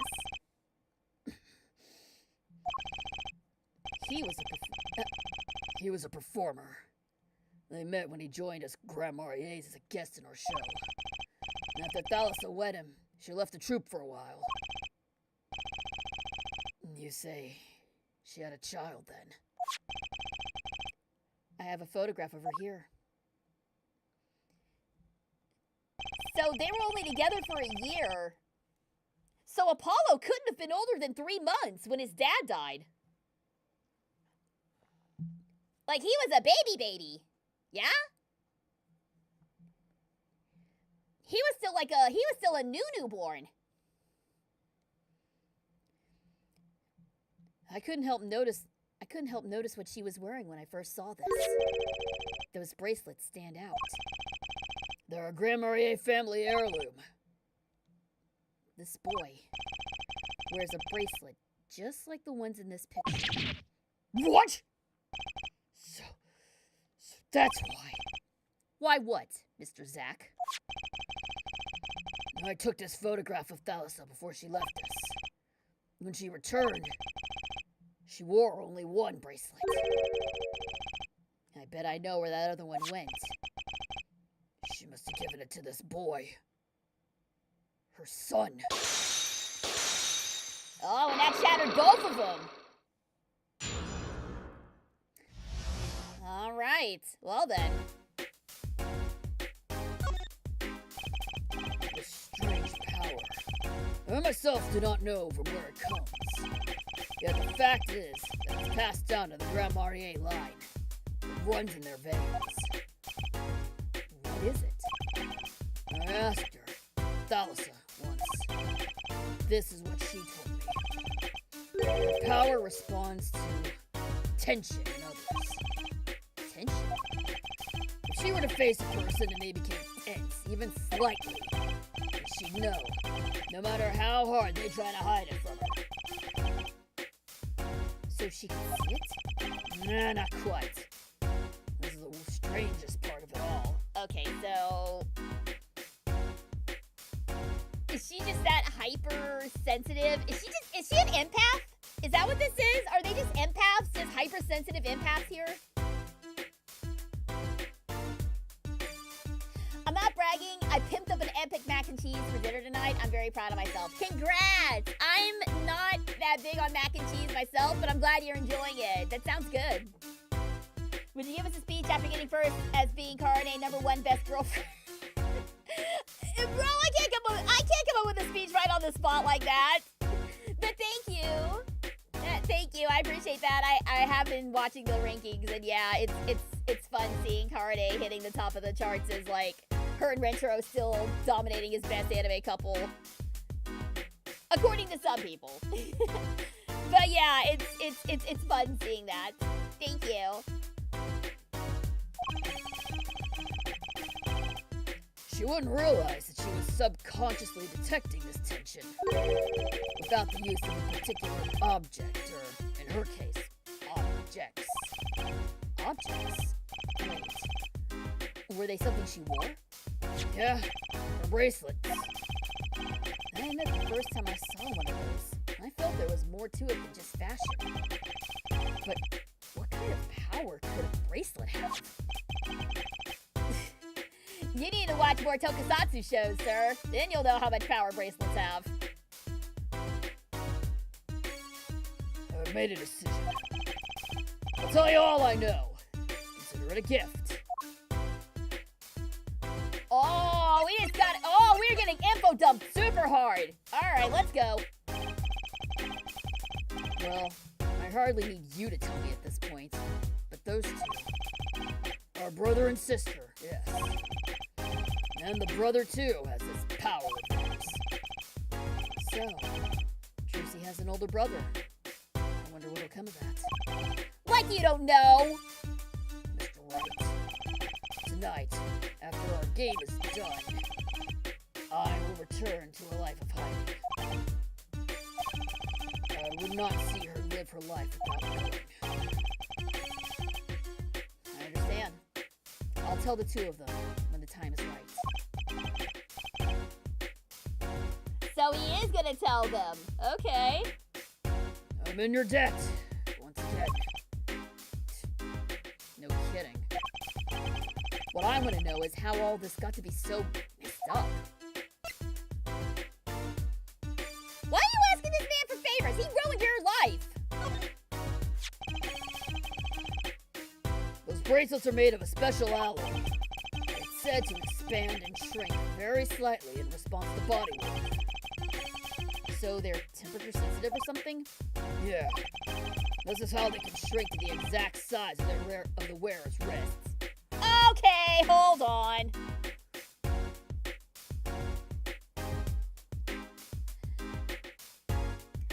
Is there actually a metal that can do this?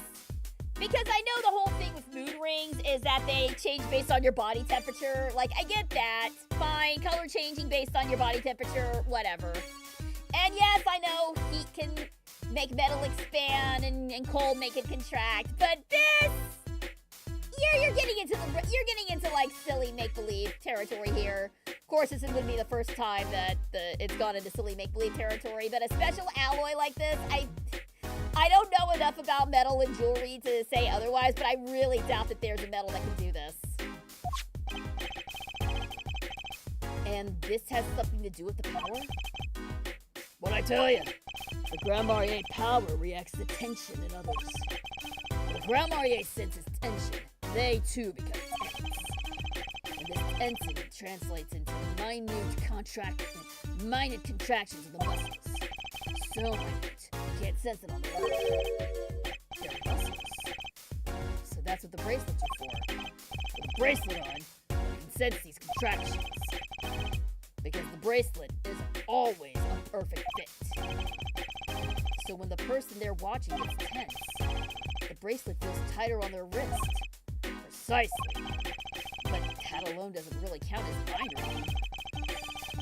I believe I understand how the process works from there. It's a simple question of eyesight. Eyesight? I guess that sounds simple enough. Does it? Does it? What about any of this is simple, sir? You ever heard of kinetic vision? Something about the ability to see moving objects with full clarity, right? And I've heard of it before. They say athletes can see a moving ball like it was stopped if they focus. No, but it's not confined to sports alone. It all relies on the ability to focus. When we focus, we can see many things. The faintest twitch of the face, and the meaning that lies behind it. Therein lies one of the secrets of magic. One must know the mind of a crowd before one may distract it. Got it. So their wrist throbs and then they go into a Coca-Cola like bug-eyed trance. Yeah, exactly. Like that's not noticeable in a courtroom. Okay, look, I know that they feel like they have to explain the science behind these bracelets. I get that they feel like they have to explain this. But you could just as easily hand wave it away. It's like, they're magic bracelets, it's fine. I mean, did they go into such a long, detailed explanation on how Maya can channel spirits? How Maya and Pearl can channel the spirits of the dead? No. They just said, it's the Faye's family bloodline, but piss off. You could have done the same thing here. You don't need this, like, pseudoscience bullshit to explain away these magic truth-telling bracelets. Just say they're magic and move on. We don't need this. So basically what you're saying is the Grand Marniers can see really well. But for them, seeing is more than believing. It's knowing. Their power relies on eyesight combined with exceptional focus. Things are starting to come into focus for me, too. Are they? Are they? I don't believe you, sir. Of course, it's difficult to maintain such levels of focus for any length of time. But what if someone could tell you when to focus? Or something. Precisely. But wait, Trucy doesn't have any bracelets. You're talking about poker, yes? The timing of when to focus is so elementary, she probably does it without thinking. I doubt Trucy herself has realized this. That's all I know of things Grand Marnier. Thank you, Mr. Zack. If this boy's bracelet is a real thing, then he'll use it before long, thereby awakening his power. I'll keep that in mind. So that's why he was so cryptic with the bullshit. That's why he was doing all that cryptic bullshit thing. Go emotional support plushie. I don't think it actually fired off, but thank you. As far as unique gimmicks and powers go, Apollo's is relatively grounded in reality. The ability to perceive small tells and micro-expressions is difficult, but it can be done.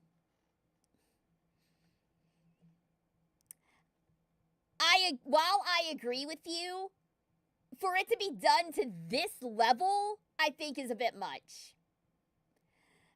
I feel like it's weird how I was able to.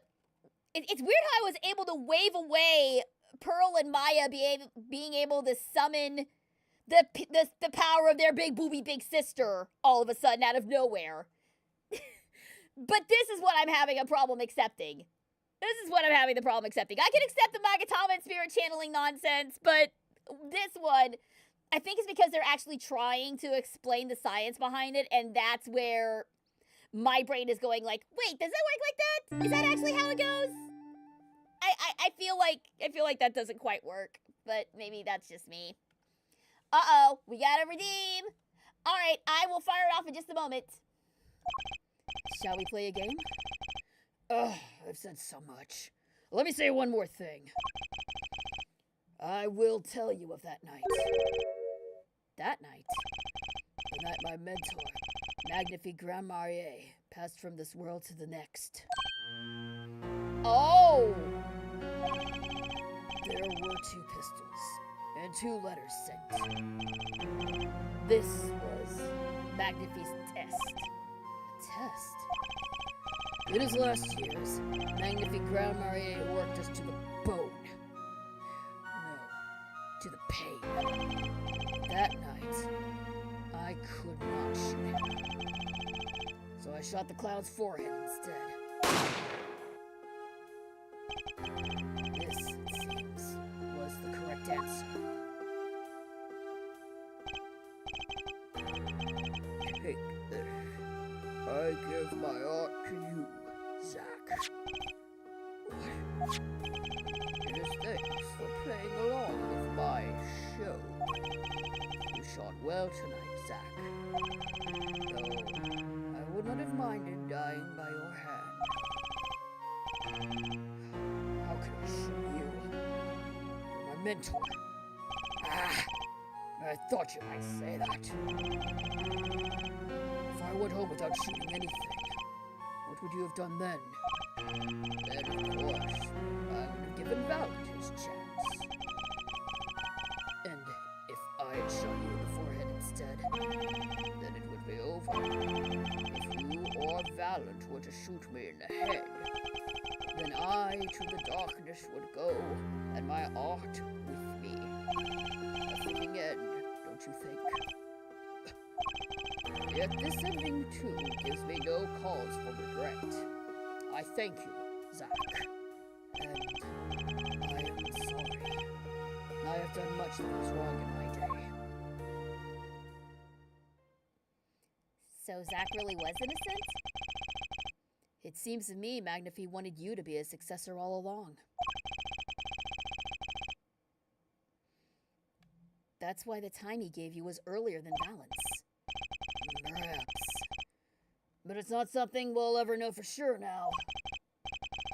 I wonder, what is Valent up to these days? Waiting for you to die. If 7 years pass like this, the performance right go to him. And now here I am, and his dream is ended. It's worse than that, actually. Public opinion's a fickle thing, you know? You don't even tell me they put the blame for our mentor's death on him. The trial ended when you vanished, Mr. Zack. There were even rumors that Valent helped you pull it off. It's madness! It seems that before I can once again disappear from this world, I have one more act to perform. Isn't it odd that sorting out my life should prove so complicated? Even though I'm dead?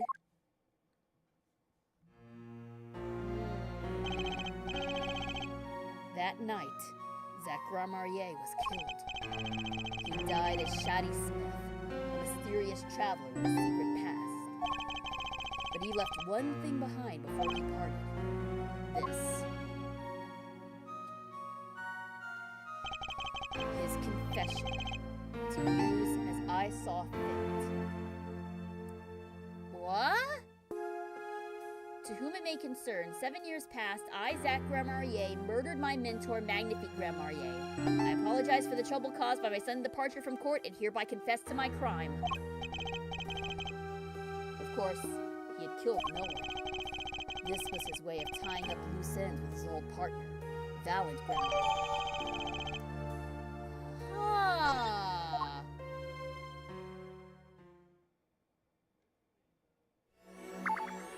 So he was innocent all along.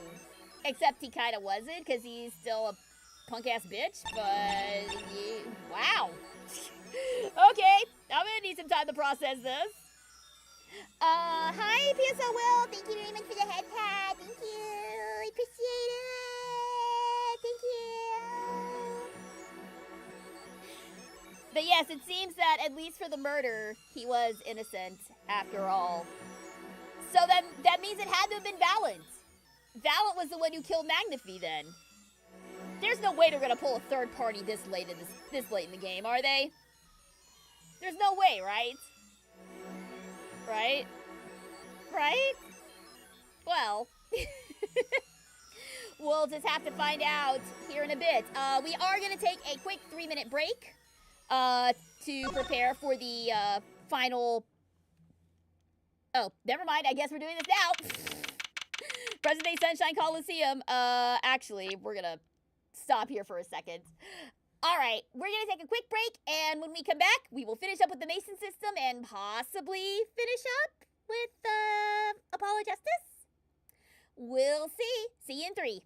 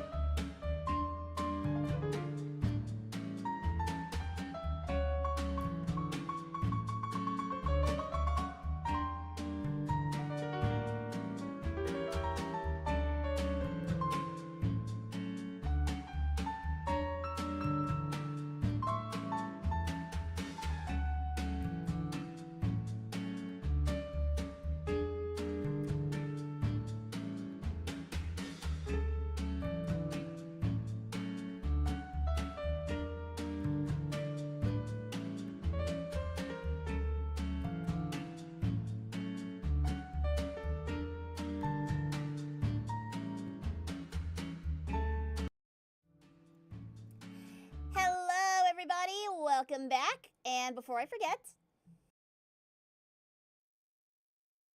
welcome back to the SGG Radio Drama Hour! Bots, if you could please start a timer for 10 minutes. We have a radio voice redeem. So we'll be doing old radio drama talkie style for a bit. Alright, here we go. Present day, Sunshine Coliseum. Alright. Time to bring this park to justice. Well, this is a blast from the distant past. Long time no see, Mr. Valent. 7 years has it been? Frankly, I didn't think I'd ever see you again. Actually, I came because there's something I wanted to ask you. I've spoken to the press. I've nothing more to say. I've spoken to a lot of people myself, and come to some conclusions. But then I realized I needed to hear it from you. Magnifique Grand Marnier. I have walked a difficult road these past 7 years. Because you couldn't perform Magnifique's repertoire?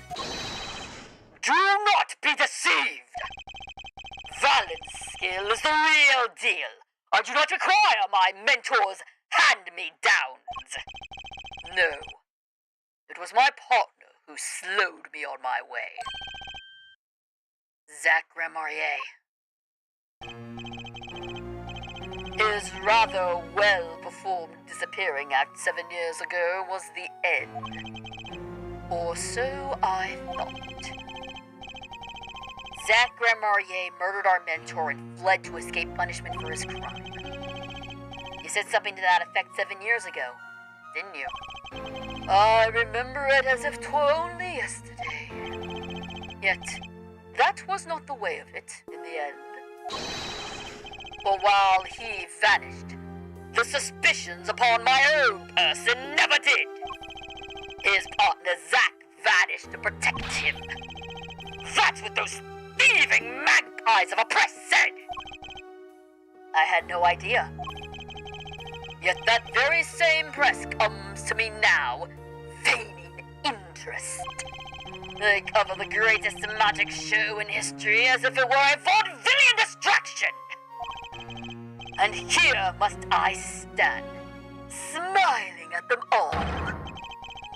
What am I, if not a player in some fiendish farce? Might I suggest it's because you never made it clear what happened? Magnifique's death is still a mystery to this day, which is why I came here, to get the answer from you. Oh, there we go. Only 2? What? Only 2? What a punk! Though I guess dealing with the big bad black Psylocke of Kristoph Gavin is gonna be the true end game here. I knew I'd be seeing these sooner or later. The audience has no business stepping upon the stage. They must be content to sit and stare at the spotlight. That sounds an awful lot like something I heard 7 years ago. Yeah, whatever. Get him!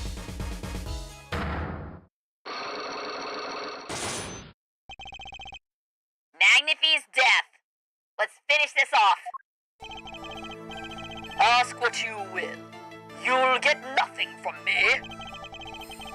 I'm as much a part of this affair as you are now. I have to know what happened. For 7 long years I have endured. Now, finally, the curtain lifts on my new golden age. All the miracles of our troop within my grasp. Sorry to do this, Valent, but right now, I need answers. I think I'll start by dropping a bomb. That should shake things up. Valent, I wouldn't be so sure about those miracles. Not as long as I have this. The transferal of rights. You ain't getting might that be? I see it bears the Grand Marnier seal. I should have brought this to your attention sooner, but I didn't imagine you'd be planning your comeback quite so fast. What is this? A document showing the true recipient of the performance rights to Magnifi's miracles. What? Zach? Grand Marnier? He wrote this? Oh, he's passed everything to his daughter? Trucy Enigmar. Actually, she's officially my daughter these days. Preposterous! Zach is gone! Vanished into the void! This is the genuine article. Zach was alive when he wrote this. Both myself and the notary can testify to this.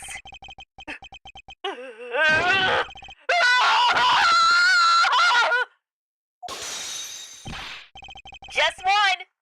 Just one, huh? This is weird. I have this view on stage magic I don't think the Grand Marniers understand. Stage magic is a relationship between the performer and the audience. The audience is meant to be amazed, but there is this trust that this whole thing is a performance. A magician should trust his audience.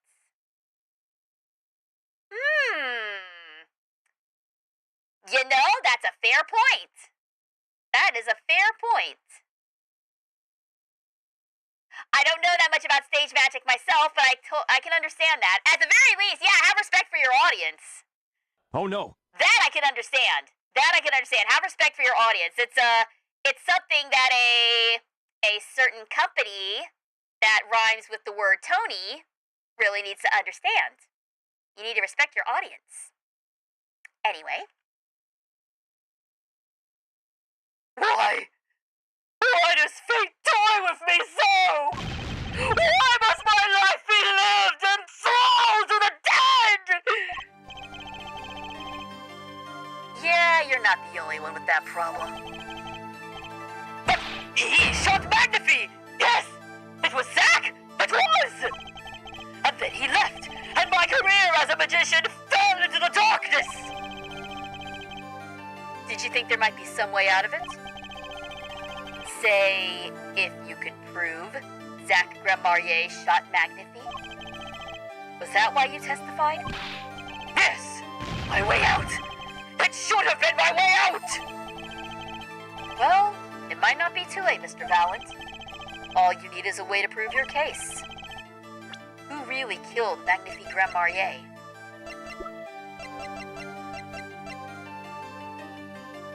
So wait, we present this.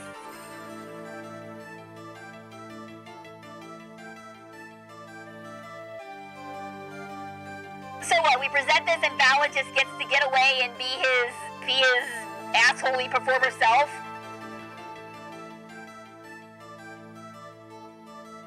This I don't quite get what's going on here, but this is really the only thing I can think of. I believe I have the answer to your prayers right here. Zach Grand Marnier wrote one more thing before passing on.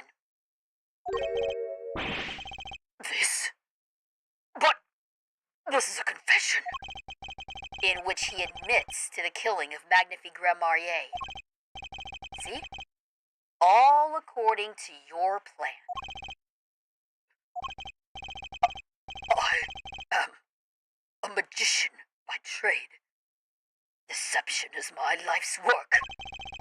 I fool the audience, give them a fleeting dream. Yet, it seems the tables have turned. Now I am the audience, believing in the deceptions I have wrought upon myself. Zach wrote this right in front of me, after I explained your situation to him. Alakazam! Really? That's what you went with?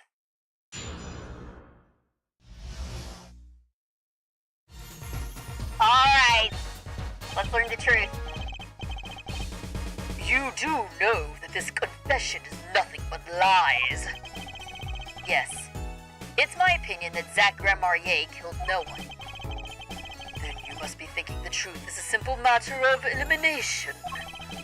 2 received instructions to kill, but if one is innocent, then the one who remains is guilty. That would be the logical conclusion, yes. This game is from 2005 and it shows nobody says oh my god anymore. No one says that. I have not heard that in years. So he vanished to protect me as partner. A stirring tale, 'tis true. Did you shoot Magnifique Grandmarier in the forehead?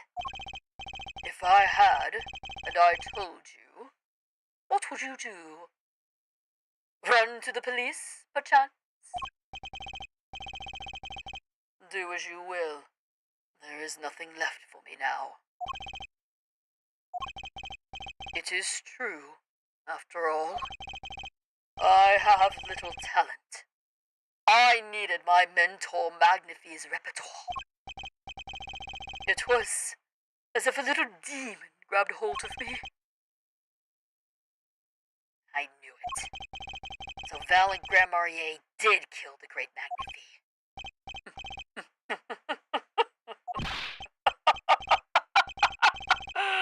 Oh, so sorry, Mr. Wright, but it was not I who shot my mentor. What? What do you mean it wasn't you? Who else could have done that? What? But if it wasn't you, then who was it? There wasn't another disciple, was there? Another disciple? Such as... Wait a minute! I'm gonna turn off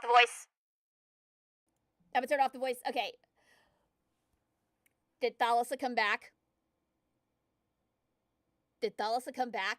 And kill Magnifie? How? How could that have been? Yeah, I had someone redeemed the radio voice. So I put a radio demon filter on my voice for a little bit. Sorry if that confused anyone. Another disciple? Such as...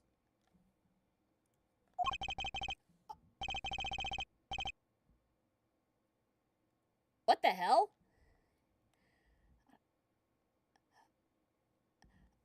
I don't know. Mac and Tal and Grandmarier, maybe? Your wild fancies couldn't be further from the truth.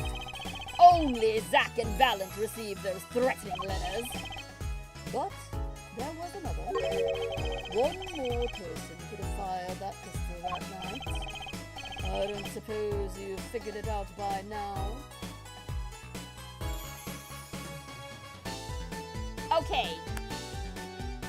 So it's either the mom came back somehow, or Magnifie shot himself. But didn't they say that there was no sign of him having shot himself? Oh no, but that was when we were acting under the assumption that there was one gun.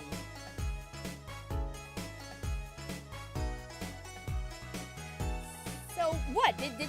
Was it Magnifie? Did he actually shoot himself?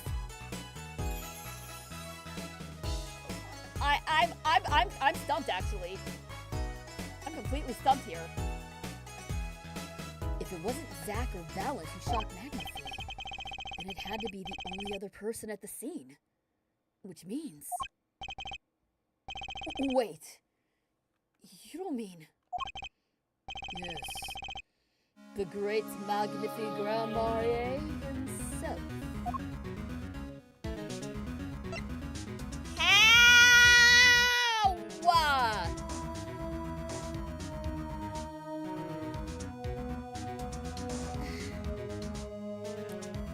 I guess he pulled a Yukari, huh? That was dark.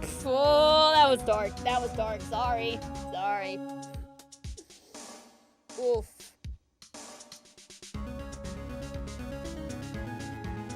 Then who cleaned up who found him and who cleaned up the blood? Because there was no... Okay, maybe that shouldn't be my main concern here.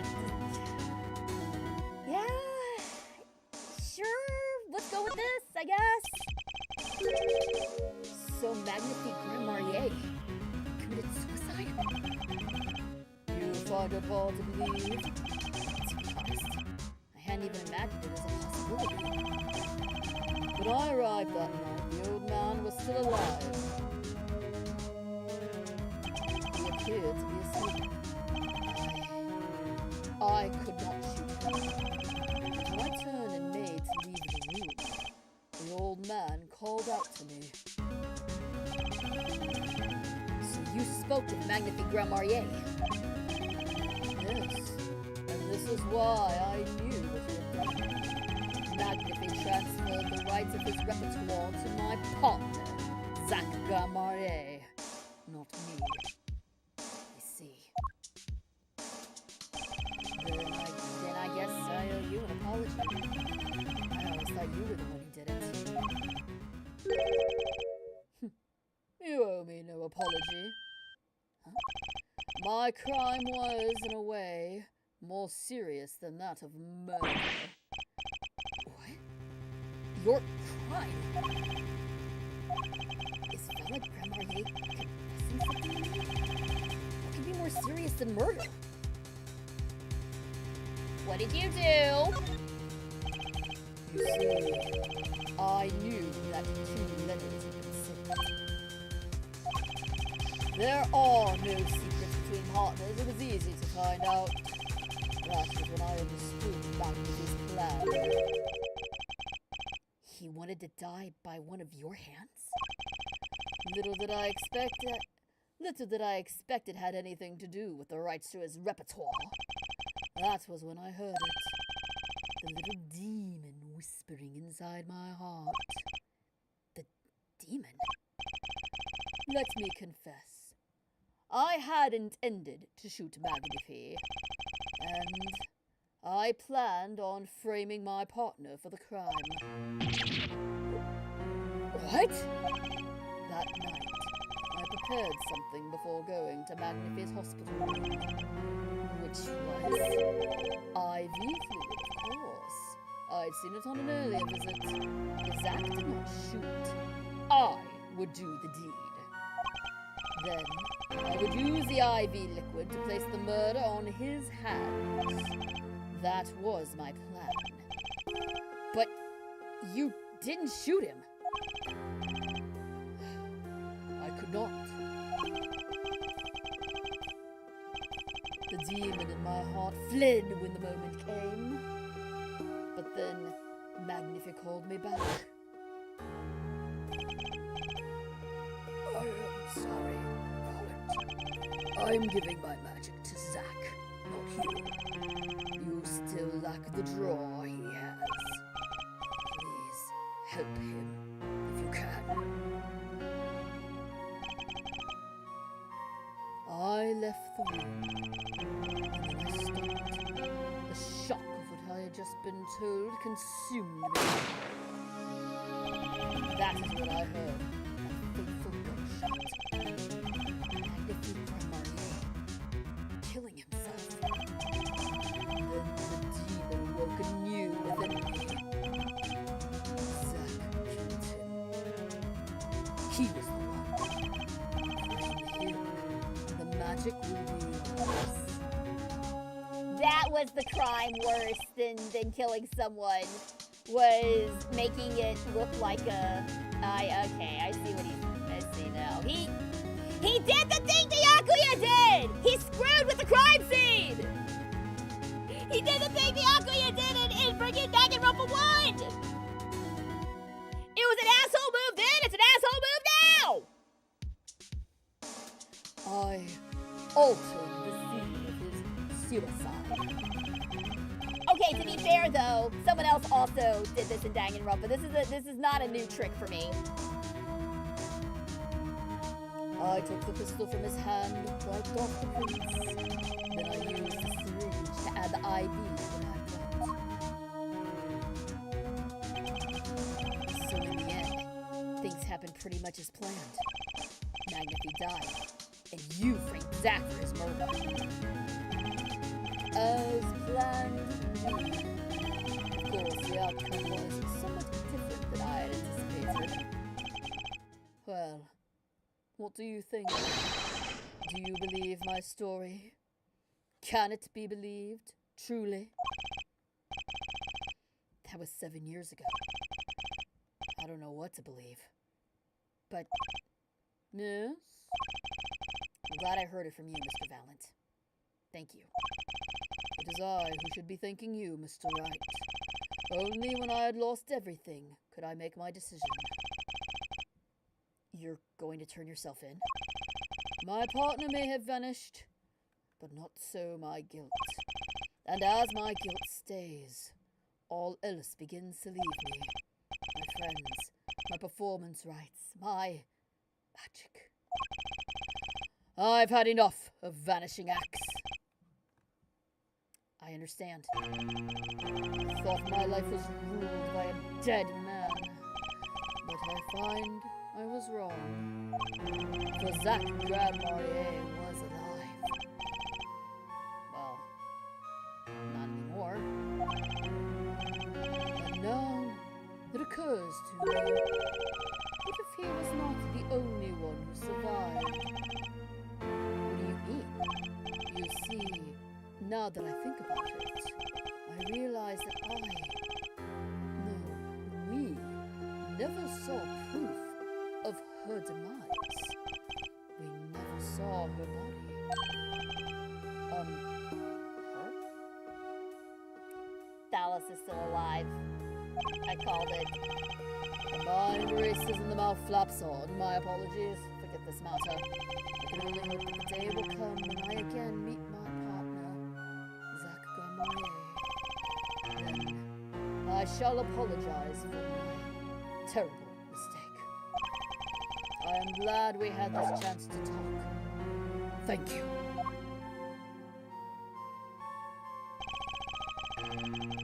Zach Grandmarier, Shaddy Smith.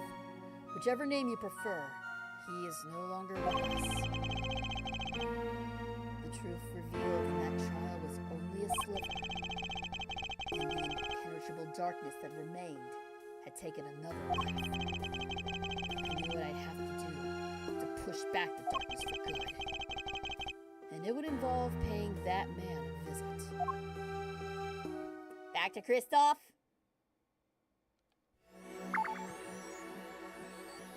Alright, one last thing to do. One last thing to do. And then it's go time.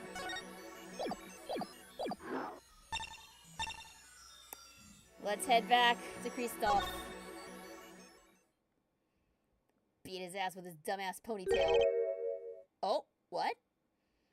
Sorry, sir. Prisoner Kristoph Gavin is currently occupied. With what? I see. Do you know when he'll be finished? Well, could you go and find out? Certainly, sir. Please wait here a moment. My apologies to the guard, but there's something I need to see.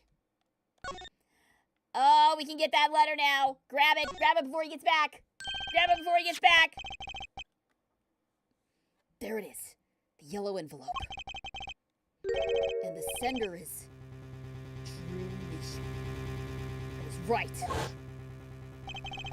When I arrived at the studio, Mr. Misha was at his desk. He seemed to be writing a letter, but he quickly sealed the envelope. It was a yellow envelope. Heard it was left at the crime scene. We found it! If this is the last letter that Drew Nation wrote, then there's something I need to do. The last thing I need to do is act. Here goes. Let's see if this atropine spray finds anything. Yeah? Brushel gave us the thing he needed. Alright. Did Emma give this to us? Why do we have atropine spray? There's really only one place it's gotta be. There we go. So this was Drew Measham's messenger of death.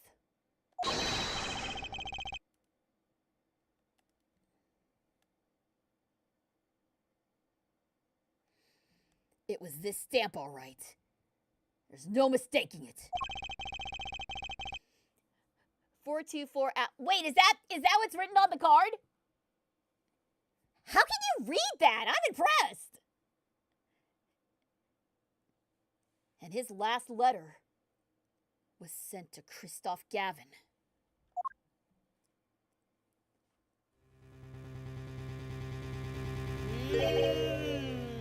Here we go. The interview request came like you said it was. The interview request came like you said it would, and you're looking into the case. I swear on my life I won't tell them about you. So please release the spell you put on my daughter. I'll write later with a report. Drew Misha.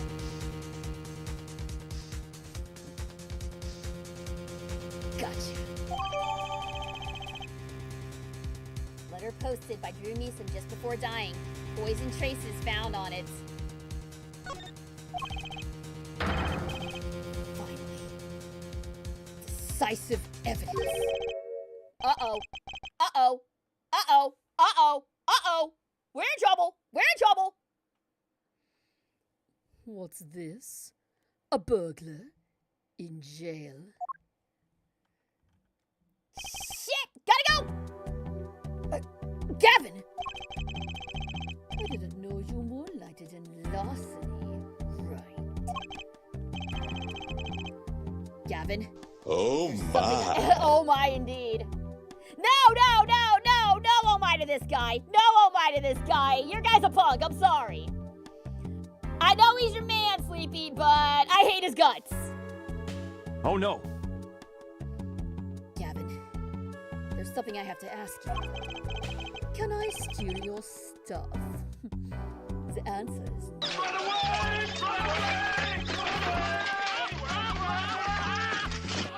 My apologies, but there's not much I can express. Vera Measham hasn't received her verdict yet. You follow me, Gavin? Ugh. There are no known survivors of achokanine poisoning. But it never hurts to hope. Okay, I'll be leaving now then. Right. Wait. Yeah? Gavin? Would you mind leaving that letter? It's private. Oh, sorry. Forgot I had it. Many thanks. Damn it! Oh. Huh? Huh? Huh? Huh? Oh, what? What? Wait, did he have a camera? Wait, did he have a camera? That stupid Ben? Wait a minute! Phoenix, you bastard! You rat bastard! You had a camera in there all along! Oh my god! You brilliant bastard! I love you! Yes! Oh, Kristoph's so done. Kristoph is so done! He playing the long game, and he about to get the biggest W ever, man. Oh my god. That's so freaking good! Yeah, no, this is the one you say oh my to. It's this guy right here. Oh, you brilliant, beautiful bastard. I can see now. I mean, I've seen all along, but oh my god, this is next level. This is Phoenix right when he has nothing left to lose. This is the most insidious he's ever been, and I am kind of here for it. Why the scream? Why? This may be the last time I get to enjoy him. Let me have this, damn it! We've now seen all the clues in this case. You're too slow. Shush. What the hell was that from? The cardboard screen is from a series of Elden Ring animated shorts that has a scream that I very much enjoy. Clues I've gathered over 7 long years. Now, it is time. Every story has an ending. We've come to the final chapter. The final trial. Find the truth. You're the only ones who can. Yes, sir, Mr. Handsome Man. Yes, sir. I'll find the truth for you. I'll find the truth for you, sir. I promise. I promise. Yes, I will save my current progress. Phoenix might be a genius in his own right. A camera and the badge on his beanie? That's... So where did that...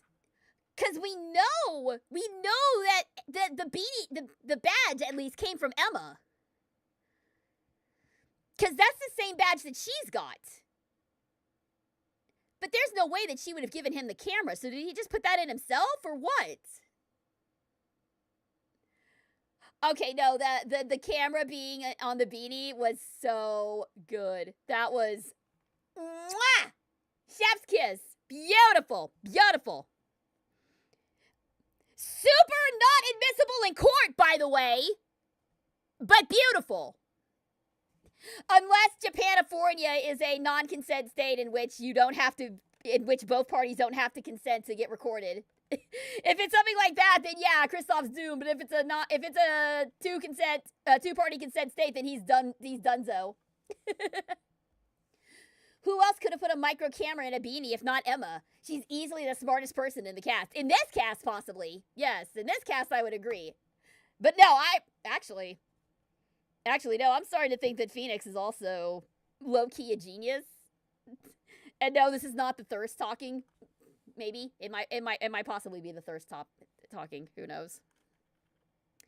I have fictional crushes on both Kristoph and Alistair. I think I have a type for smart bad boys. Hey, you're more than welcome to have a type. You are more than welcome to have a type. I am still not sure what my type is. my type right now is hot hobo Phoenix, but anyway. All right, save complete. What do you say, guys? Let's finish this. Continue on to the final chapter. It's finale time, baby. Let's go.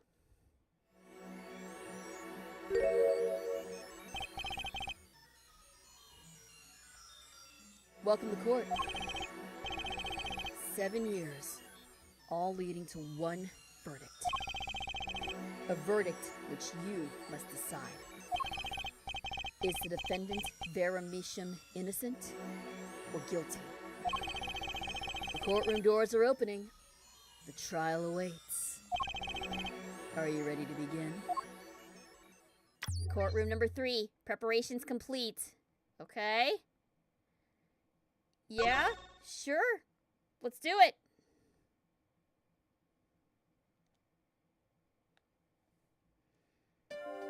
Something inside me. Rising, surfacing. Who's talking right now?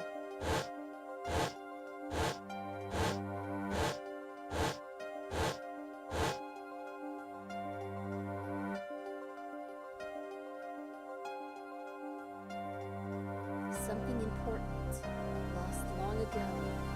It's close now. So close. Who was talking? Is any of this real? Because we're in a computer now. Okay, so I'm not sure. That is one thing that I'm not sure about. Yes, we found out all this cool stuff, but is any of it actually going to be real? Is any of it going to actually be usable? Did we actually acquire any of this evidence? Because all of this was a simulation, yeah? How is all this actually going to play out in the real world? And I use the term real world in the loosest possible sense. We're in Code Lyoko. Hell yeah, we are! Hell yeah, we're in Code Lyoko! Let's go! Return to the past now! I think we actually made that joke when we first saw this thing. All right. Let's see how this unfolds. Like, I am so curious as to how this is gonna even fly. We've seen some pretty crazy shit in this kangaroo-ass court of Ace Attorney Japanifornia. How in the hell is this gonna fly? I can't wait to find out. October 9th, 10 a.m., District Court, courtroom number 3. Let's do it. Court is now in session for the trial of Vera Misham. All right, back to the normal voice. The defense is ready, Your Honor. Prosecution's ready to rock. Prosecutor Gavin, how is the defendant, Vera Misham's condition? Acute atropine poisoning. According to her physician, she could die at any time. Thus, her absence from courtroom today. What? They can't put her on trial without her being here! It is unusual. They should wait for her to get better and do it then! It's so bureaucratic of them! That's being a little harsh. They can't delay the trial any longer, or they risk having no one left to try. A trial without a verdict could only cause grief. The records of this case and experience tell us this. Apologies to the defendant, but the show must go on. Right. If Vera dies, the trial will be canceled. I'm not going to let that happen. Mr. Wright told me everything that's been going on behind the curtain all these years. I'm going to get Vera her innocent verdict while there's still time. Very well. Your opening statement, Prosecutor Gavin.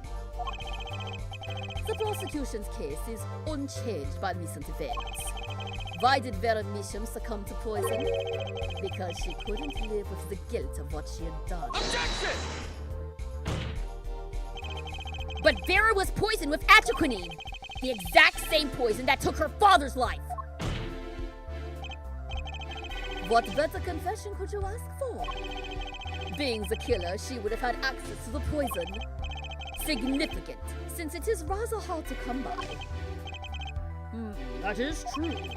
In other words, I see no need for further discussion. We could have had our verdict yesterday. Well, Mr. Justice, if you have no objections, I see no reason to postpone a verdict. What we need to worry about isn't the verdict, but the trial itself. The defense holds that Vera Misham is the victim, not the killer. Well, if that's so, then you have to prove something. She was in court, giving her testimony before us. And then she planked. How do you propose her killer poisoned her? Oh, and incidentally, it would be nice if you told us who her mystery killer was. The prosecution's objection is sustained. I ask the defense to prove its claims to this court. Tell us how Vera Misham was poisoned. I've got 2 things to prove here. Who did it and how. Which to hit first? Let's go with the how first. Imagine hearing a twist that the judge is actually immoral. Man, he's too dumb to be immoral. Don't get me wrong, I love the judge. But I can't see him being anything but a goober. At this point, that's plausible, or the beard is fake to make him look older. Yeah, he hasn't aged at all! And I find that really funny. Immortal! I said immoral. I apologize. That was my bad. That was me being a dum-dum. But no, immortal, I totally believe it. I totally believe he's immortal. There's a T in there somewhere. Imagine the characters of Hazbin Hotel in an Ace Attorney game. Would any of them really be out of place? It'd be a crazy crossover, to be sure. Although, you say that, Sleepy. I have imagined a version of you didn't know with Phoenix singing Charlie's part. I've also imagined a version of More Than Anything with Phoenix and Trucy rather than Lucifer and Charlie. And that alone is a sweet thought, because that song actually works really well for Phoenix and Trucy. That works so well for them. It's so good. That needs to be a thing. If someone hasn't made an animatic of More Than Anything featuring Phoenix and Trucy, they need to do that, because it's so good. Anyway. The judge's age in investigation was question mark, question mark, question mark. Was it? Did I miss that? Not even Miles knows how old the judge is. No one knows how old the judge truly is. Hell, he might be immortal at this point. Who the hell knows anymore? I mean, that's as good as confirmation in this game. How did the killer poison Veramisham? I will focus first on the method being used. Any comments before we begin, Prosecutor Gavin? Not a bottle or container of poison was found on the defendant's body. I see. So the vector of poisoning is unknown. Is the defense prepared to prove how the poison reached Veramisham? Yes, Your Honor. Very well. What method was used to poison Veramisham? Remember what her habit was? You guys remember what her habit was? Painting her nails. Take that! What's this? Oh my, what a beautiful bottle! I'd like to give whoever designed that a hand! Don't you dare. Don't you dare, Judge. Is that nail polish? It's colorless.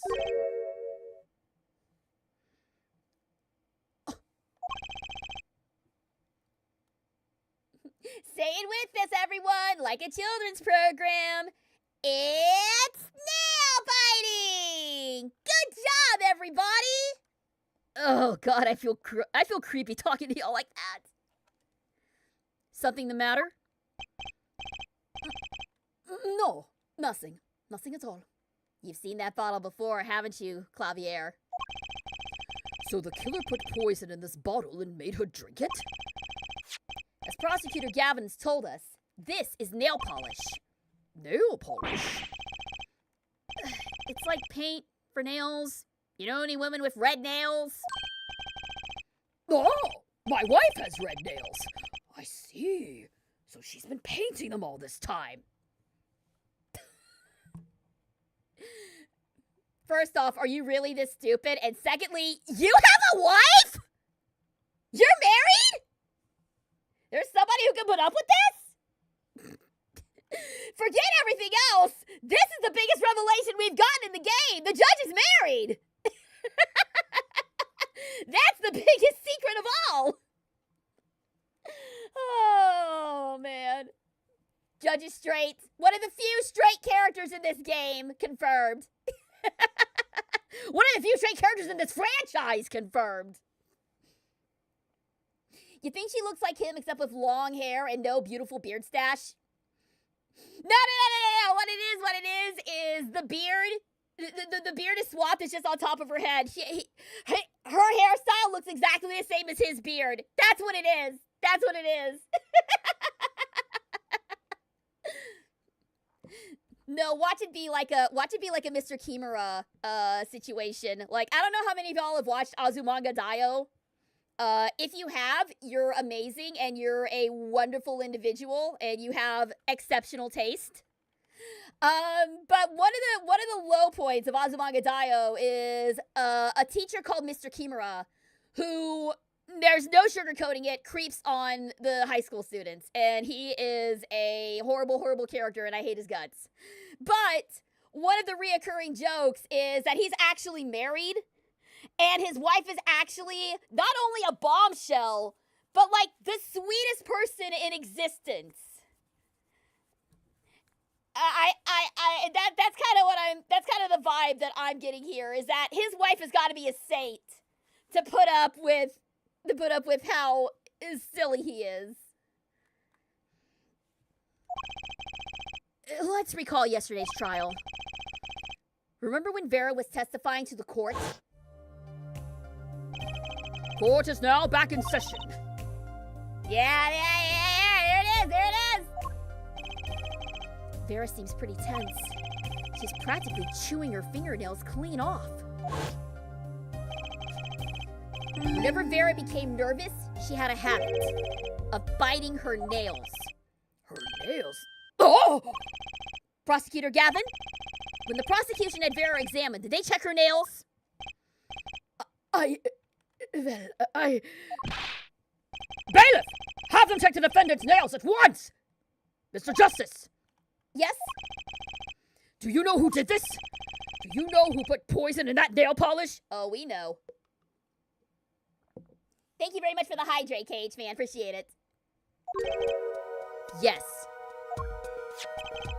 That bottle belongs to Vera Misha. Why do you ask? Know someone else who might have a bottle like this? Nein, just checking. Did you see the side of Kristoph's table when he came back to cell 13? The nail polish was gone because it was given to Vera. That's how she got it. That's how she got it. I did miss that detail. Thanks for pointing that out. Mr. Justice, you are about to accuse someone of poisoning that bottle of nail polish. Please dispense with the chatter. You realize the weight of this accusation? Here, let me show you.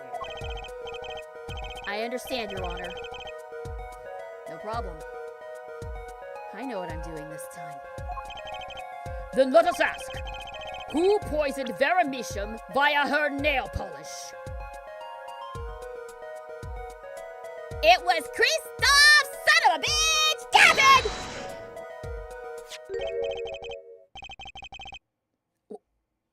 What's this? Kristoph Gavin? Objection! What's your game? My brother. There's no way you could do a thing like that! You should know that better than anyone else! Indeed. He is behind bars.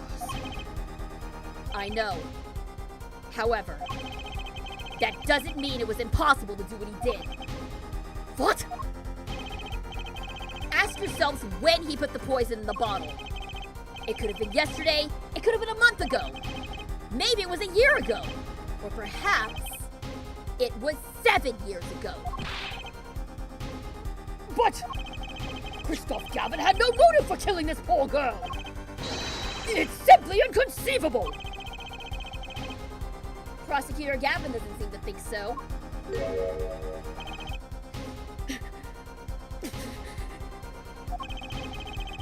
That face tells me one thing. Kristoph Gavin's own younger brother doesn't find it inconceivable at all.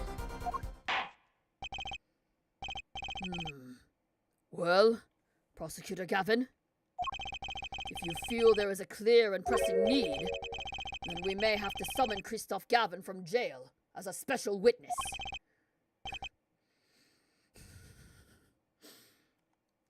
Fine. I've known for some time that an impenetrable darkness lurked at the bottom of this. A darkness that has swallowed even myself. That's why they look so Did you just now realize? You just now realized that they're brothers?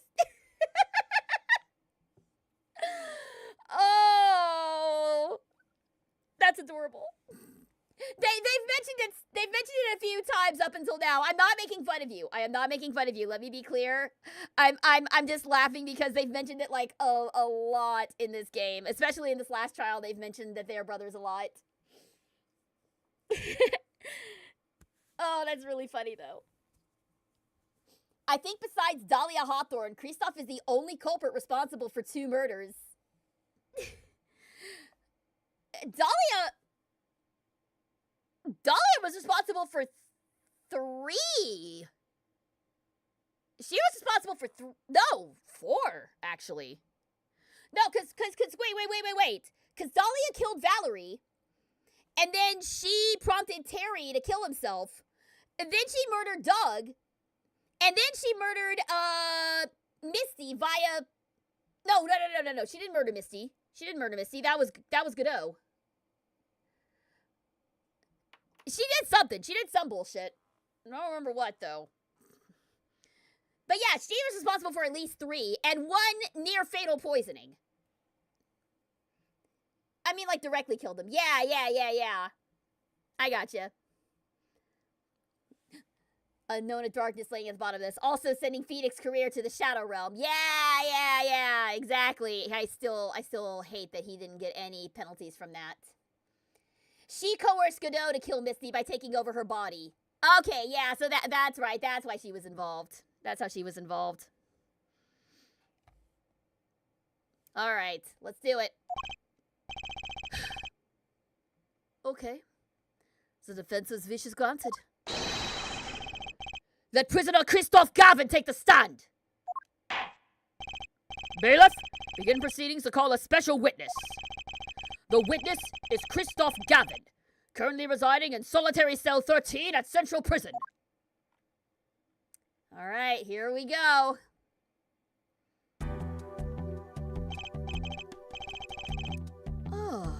Your Honor. How nice to see you again. It's been quite a while, hasn't it? To what do I owe the pleasure of your company? It's not every day I'm summoned from my solitary cell. In fact, it's never. I think you already know, Mr. Kristoph Gavin. Ah, Mr. Justice. I hear you've been doing quite well for yourself. Why do we feel like somehow he's still my boss? Step after lip, Apollo. You can do it! Does this bottle look familiar? Ariadone nail polish? Why, yes. I use it myself. As did the late defendant, I hear. She's not dead yet! And was there something concerning this bottle you wish to ask me about? I admit, I respected her for her taste in nail polish. Her taste, indeed. This nail polish was how Vera Misha was poisoned. Atroquinine, was it? You're well informed about the case, Mr. Gavin. I hate that he has the same head shake animation as Edgeworth. It's killing me that he has this animation. Even in solitary, much comes to my desk. And I've had nothing to do but read. Well, Clavier. Maybe you can explain this?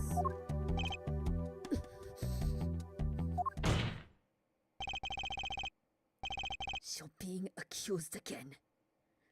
By him. Again! And? You agree with his accusation, do you? Let's hold a proper trial, shall we? Kristoph Gavin, your testimony, please. I would be delighted. The charges against you are quite severe, Mr. Gavin. You are suspected of poisoning the defendant, Vera Misham. Please testify on this matter to the court. All right, here we go. Poisoning Vera. Oh. And of course the ad break is gonna hit right now. Of course the ad break's gonna hit right freaking now. Well, you know what? It's better that it hits now before we really get into the meat of things than, during a very, tense moment. All right. This will probably be the last ad break of this stream, so hang in there for 3 more minutes, guys. 3 more minutes, and we will have this wrapped up. Stick around, guys. We will be back with what will most likely be the conclusion of the finale of Apollo Justice Ace Attorney. Stay tuned, guys.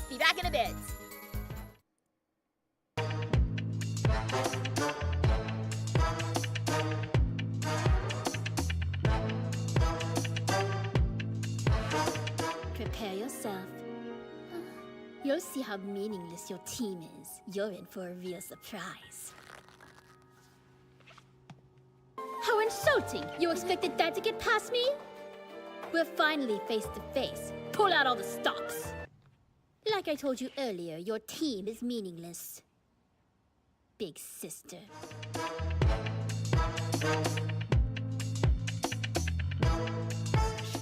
It sucks. I wanted to tell him thank you, but I couldn't. The more I fall for Rentaro, the less I'm able to express my feelings. They taste like dust, so try sticking them someplace else! Turn me back!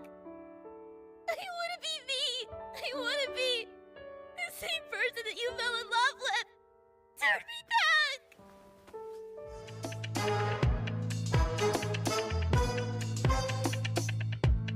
A human consciousness contained within a magic item. Wow, that's a bit like that certain someone. Who could she be talking about? Now please allow me to introduce myself and my friends. I am Kikuyu. The white Unasusu is Botan, the black Hirase is Kurayata. Oh no, I am not an animal handler. They are smart enough to think on their own and comprehend complex situations. I am simply their friend who benefits from that.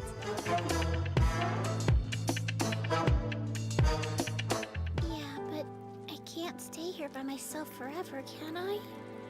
You're not by yourself. You have us. So, it's okay. You're never really alone. You guys aren't real. You're not even close to being You're just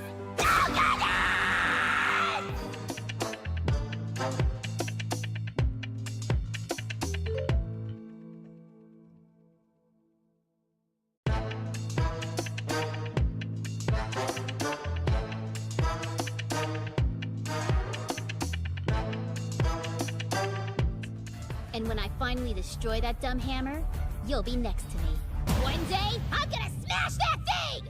I refuse to let it destroy the planet! I've decided I'm gonna be the one that shattered the Earth into little pieces with my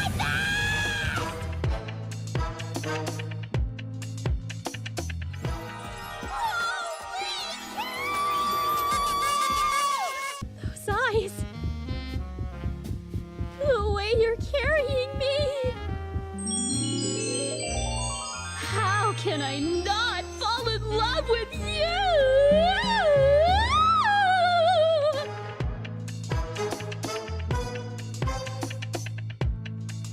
Cut that out. You look like your dad, and it's really pissing me off. What am I supposed to do about that?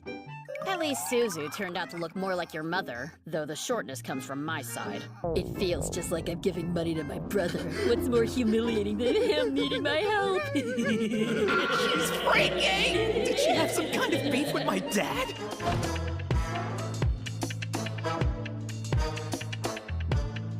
Here, slave driver. You're about to taste the first tea that I've ever made. Quite the honor, right? Drink it. In one gulp. You should find it quite refreshing, since you're a demon. Delicious. I've been watching you for a long time, figuring out what it would take to bring you down. It's your turn, Evil Eye!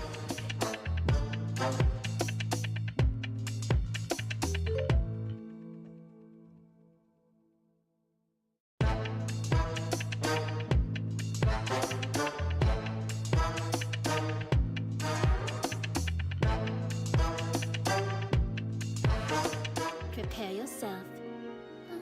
You'll see how meaningless your team is. You're in for... Alright, welcome back everybody! Thanks for sticking around during the break. As my monitor continues to go crazy. Alright, it's time. Let's do this. Let us conclude this investigation.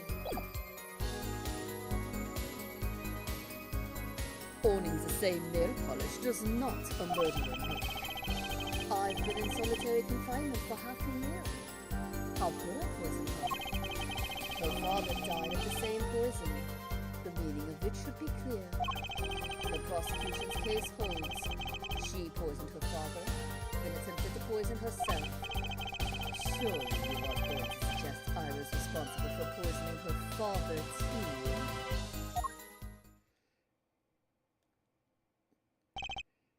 You know what?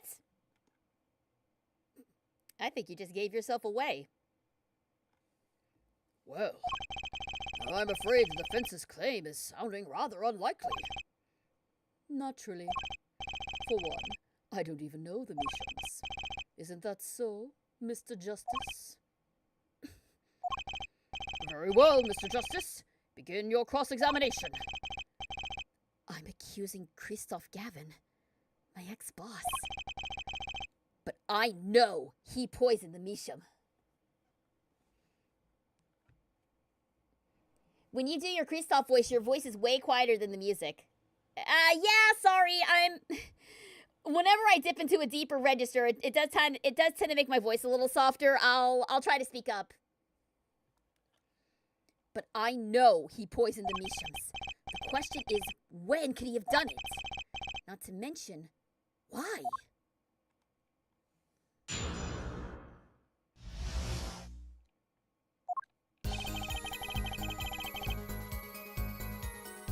Alright, owning the same nail polish does not a murderer make. I've been in solitary confinement for half a year. How could I poison her? Her father died of the same poison, the meaning of which should be clear. The prosecution's case holds. She poisoned her father. That's the only time that his sprite changes.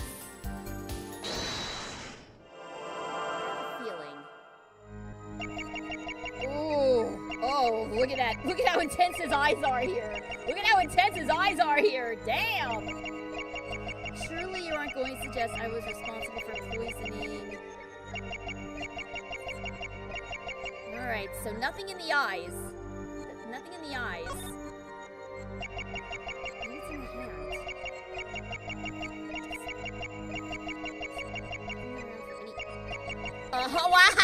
Wow, what's that? What's that? Wait! Hold on! What's that stupid scar?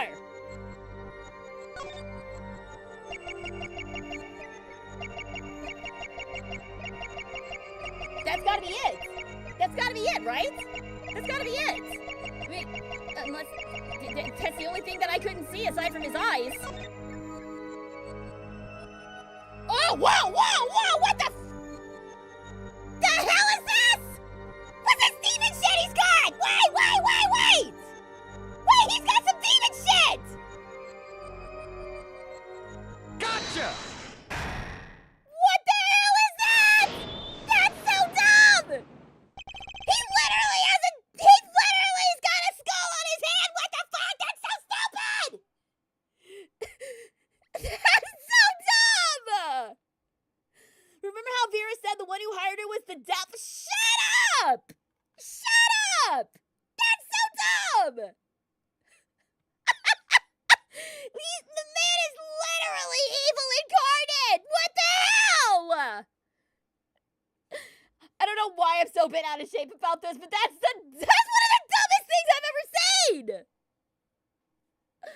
Oh my god! Bro! It's so dumb! I love it so much! It was you who killed Drew Measham.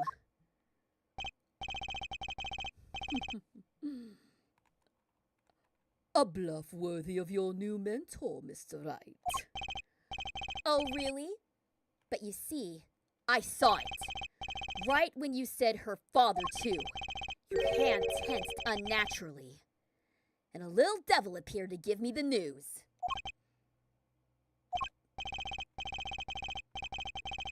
And let's assume, for the sake of argument, that you saw me being tense. What does that mean? Are all tense witnesses guilty? And tell me, was Drew Measham fond of nail polish too?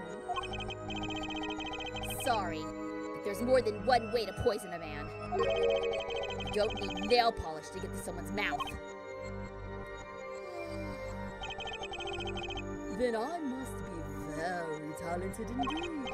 You see, Drew was killed on October 6th, while Ice was already in my solitary confinement cell at Central Prison. If that is not an alibi, then I don't know what is. But you found a way all the same. And I found it too.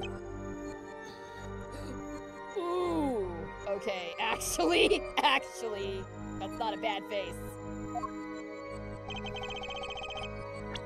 This is how you poisoned Mr. Measham. With the commemorative stamp! Take that! I'm sure this commemorative stamp requires no introduction. The night Mr. Measham died, he was seen writing a letter. Atraquinine was found on this stamp, Mr. Gavin. So am I to understand this stamp was the murder weapon? Yes, you are. Oh, and yes, this stamp was found in your prison cell! He's not that bothered, is he?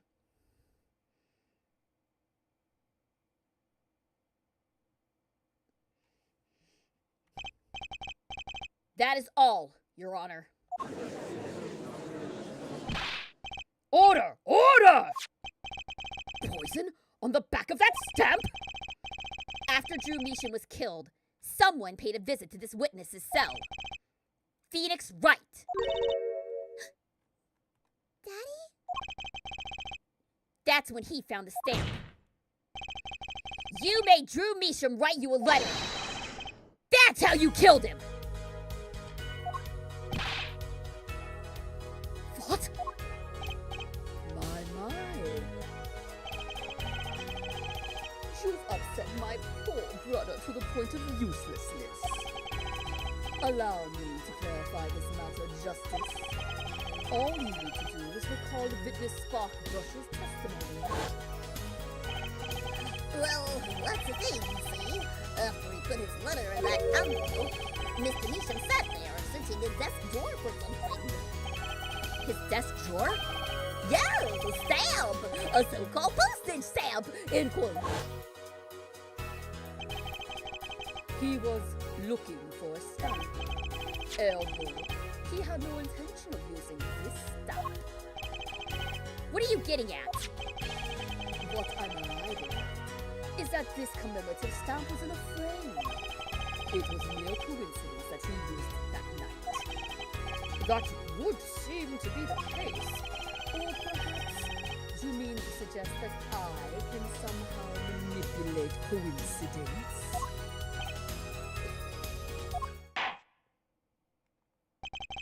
He does have a point.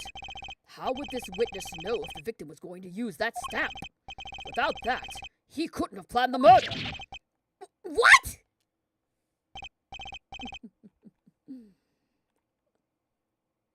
Really, Clavier? You should be seeing through more of these weak-spined bluffs by now. He's right, though. How could anyone have known Mr. Measham would use that stamp that night? Least of all, Kristoph Gavin locked away in his cell. Well, it seems that the defense has run out of things to say. You assume he had something to say in the first place. I believe the defense's bluff has been called. The defense's bluff? I'm not sure I agree with you there, Kristoph. Claudia. Honestly, I wanted to believe you. The defense wasn't trying to get away with the bluff. You were, Kristoph! What are you saying, Prosecutor Gavin? Hair forehead. What was your accusation again? Huh? Oh, it was that this poison stamp killed Drew Measham, yeah? To which my brother responded thus. There was no way to know when mission would use the stamp. Yes, that's right. Which is why it couldn't have been planned. Tell me, it needs to be planned. Why? Why couldn't it have been a coincidence? So the defensive case is simply that Drew Meeson died by that stamp. That is all. Coincidence? Kristoph, you tried to slip out from under his accusation by changing the subject. If that's not bluffing, what is it?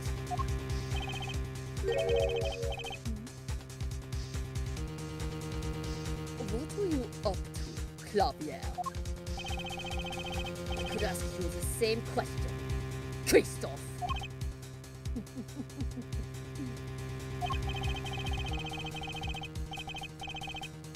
I silence the defense with the fewest words possible. It's called efficiency. But Mr. Gavin, that's impermissible testimony! Very well. I shall take his claim head on then. Justice. What? You accuse me of Drew Meesham's murder, yeah? Then allow me to ask you, what possible reason could I have to kill a painter? Apollo motive? He's talking about a motive! Indeed. It's hard to see how an attorney could come to want to kill a painter. Now here's something. Why didn't he bring up the motive from the very beginning? Unless he was afraid it was a battle he might lose. He's a cocky son of a bitch. He finally thought he got away with ruining a man's life, but his own pride got in his way. Oh yeah, we've got him. We've got him bang dead to rights. Bang dead to rights, I should say. So, what does it mean? It means there might be a weak spot. Maybe I have some evidence to prove a motive. A motive for murder. This is a vital, if not the most vital element in this case. Please consider this when making your statement. I'd say it's about this vital. That's pretty vital. Well, Mr. Justice, I'm going through with this, no matter what. Understood, Your Honor. I'd like to present evidence. then let's see what you have for us. What reason did Kristoph Gavin have for wanting to murder Drew Meesham? I think I can think of something.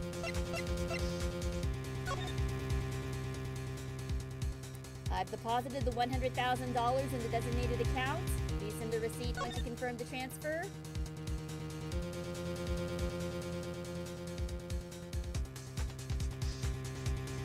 Yeah, we've got him. We've got him. Take that! Kristoph Gavin's motive becomes clear when we consider why the stamp came to Drew Meesham's studio in the first place. Remember, he had to use this stamp according to the instructions in the envelope. And why was that? Forgery, Your Honor. Go back 7 years. Drew Meesham accepts his first job creating forged evidence. I've seen that before. A page from a diary, wasn't it? How can it be Graham Marier's diary? Ah, but Attorney Phoenix Wright lost his bag, yes. This was the evidence he presented to his loss. This evidence is a fake, yes. But did Mr. Wright request the forgery he made? That was never proven. Objection! The defense attorney on that case was Phoenix Wright. Who other than him, drunk with the prospect of victory, could have done it? And why would they? Just out of curiosity, do you remember this letter? This is the first page.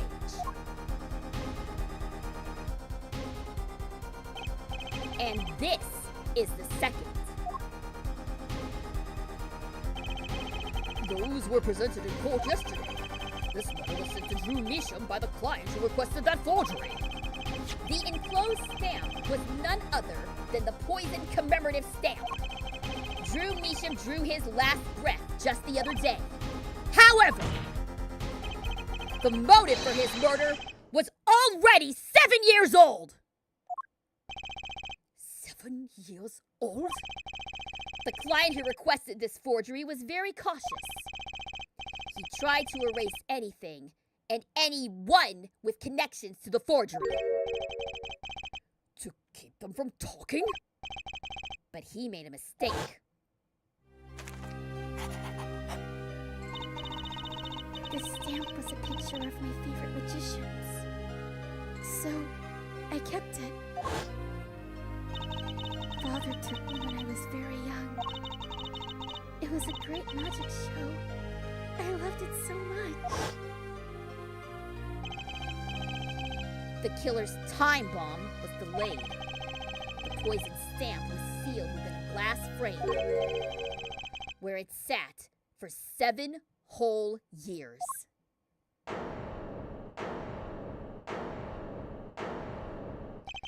Going scorched earth tends to leave more evidence, not less. Yeah. Herr Forehead, do you understand what you're telling us? The one who schemed up the form diary page was the one who poisoned the stamp. And it was Phoenix Wright who presented the forged evidence 7 years ago. Adding the two statements together, the one who schemed to kill Drew Measham was none other than Phoenix Wright! Objection! Sorry, that's not how this is going to go down. Oh, then how will it go down? I checked through the records on this case when I found this. 7 years ago, just before the trial began. Oh boy. Here. What's this? I don't know. I just got it over there in the hole. They told me to give it to the old boy in the blue suit with the spiky hair. And one more thing. Oh, with the Columbo! I'm sorry to have sprung this on you so suddenly. I received the file from your previous attorney only yesterday. I understand I'm asking the impossible of you. Yes, well, you really haven't told me what happened yet. All we did was play cards. And that was enough. Phoenix Wright was put on the case the day before the trial started. He didn't have time to request the forgery.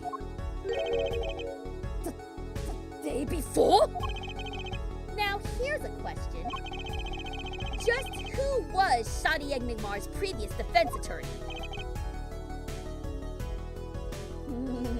Guess who?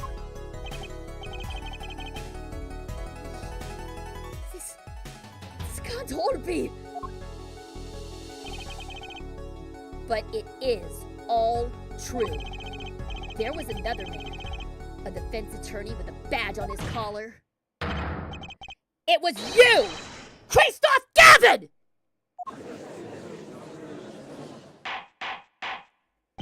Order! Order! What is the meaning of this witness? I mean, defendant, former lawyer?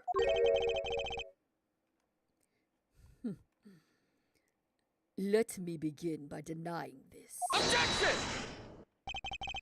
It's easy enough to look up, Mr. Gavin.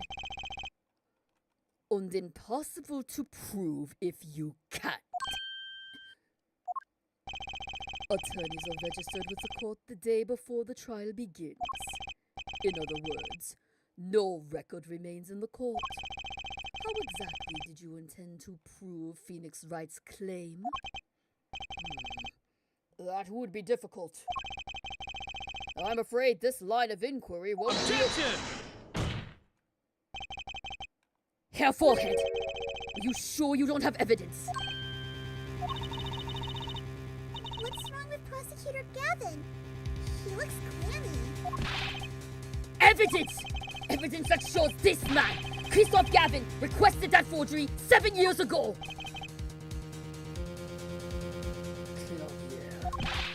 Just prove it! Clear up these doubts now, or I swear I am off this case! You should be off this case now, dude. This is conflict of interest. She must have thought of some evidence, Apollo! Prosecutor Gavin looks like he's in physical pain.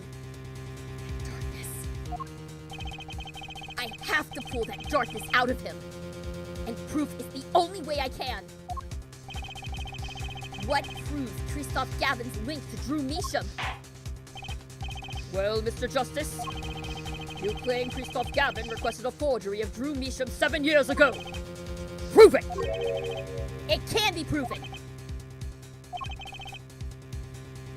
Simply ridiculous. Why even discuss it? This evidence does not. Are you telling the truth, Apollo Justice? I am. Then I say we give him the benefit of the doubt. Very well. But if you're wrong about this, be prepared for a penalty. Your Honor, you do the defense an injustice. Mr. Justice is clearly passionate about his claim. Should the penalty not match his passion? Oh, screw you, dude! Oh, I haven't given a penalty like that in a long time. Well, Mr. Justice? Fine, Your Honor. All I have to prove is any kind of link. Something that ties Kristoph Gavin to Drew Measham. And I have something that clearly does the job. Very well, Mr. Justice. Present your evidence. Show us the link between our witness and Drew Measham. Thanks to Phoenix. We've got exactly what we need.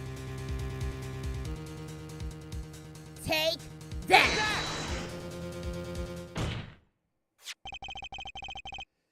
This evidence proves there's a link. Objection!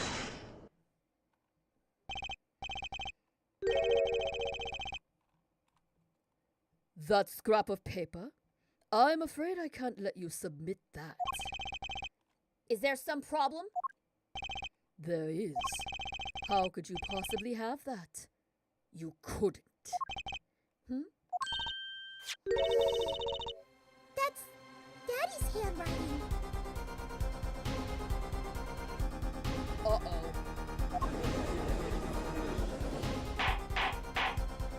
The forging attorney? The forging attorney strikes again? What's happening here? Mr. Wright's handwriting? What is the meaning of this? Oh, I see now. Yes, of course. What do you mean, of course? I just remembered I had a visitor yesterday. Felix Wright came to my cell. Except I wasn't there. Felix Wright? When I returned, I saw he had something of mine in his possession. Of course, I had no intention of letting him get away with reading my private mail. Mail? You mean this was in your cell? No. However, it appears Mr. Wright has yet to be cured of his bad forging habit.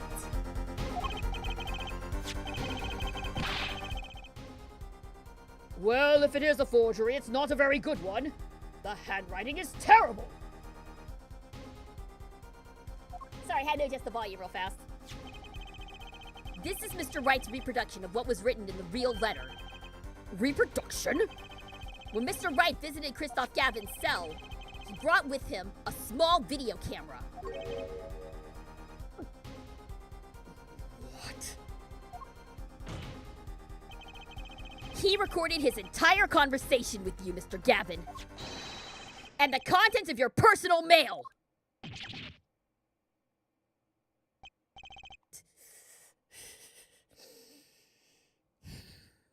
Regardless, this mockery of a piece of evidence will never be accepted by the court. Evidence based on a video. A man with no authority whatsoever claims he took. A man who happens to be an ex-attorney suspected of forgery! Prosecutor Gavin? Prosecutor Gavin? As embarrassing as this is for me to say, I'm afraid my brother is incapable of making rational judgments at the moment. Your Honor, your decision, please.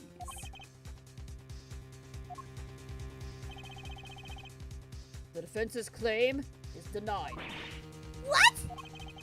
Only actual evidence is permitted in a court of law. Please remove the defense's evidence from the record. Better luck next time, Justice.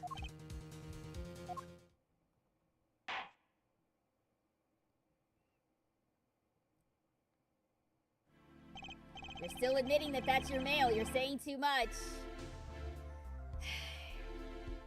At this point, I don't know if there's anything that's gonna get this dude. Come on! Well, we've certainly taken a detour from our cross-examination, but the defense appears to be lacking proof. I am forced to end the cross-examination of Kristoph Gavin at this point. Apollo, do something! I'm thinking, but without evidence. I don't have anything I can use on him. Very well. This ends the special witness's cross-examination. Objection!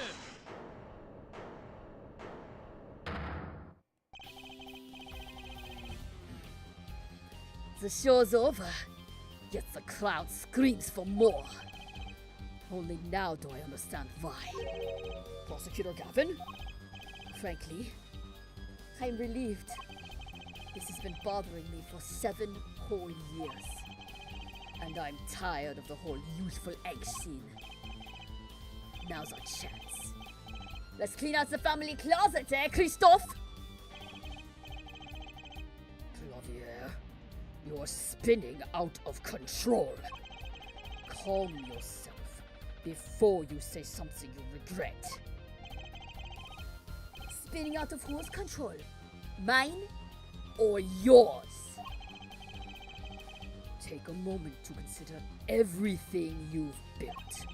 Your reputation as a prosecutor. Your fame with the masses. You could lose it all, Clavier. Apollo, did you see that? He's trying to press Prosecutor Gavin! Prosecutor Gavin! Try to remember what's really important to you. To amuse me, Head. I couldn't forget what's really important to me, even if I tried. In fact, I haven't. Not even once. 7 years ago.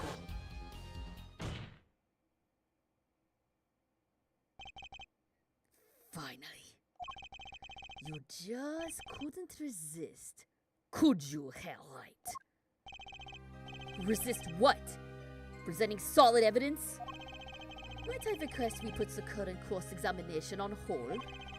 The prosecution would like to call a new witness.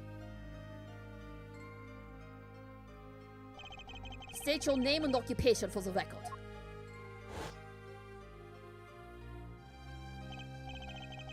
I'm familiar with the trial.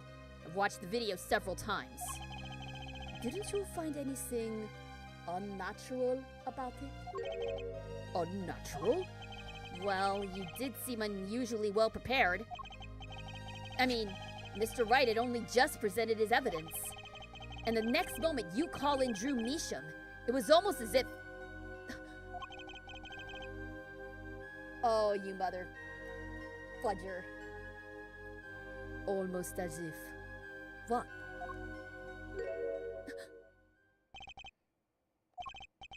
Funny. It didn't even occur to me to wonder. But now that I do, I see there's only one possible explanation. Almost as if, from the very beginning, You knew Mr. Wright was going to present that evidence. I told you! I told you he knew! I told you that he knew! He should have lost his badge too!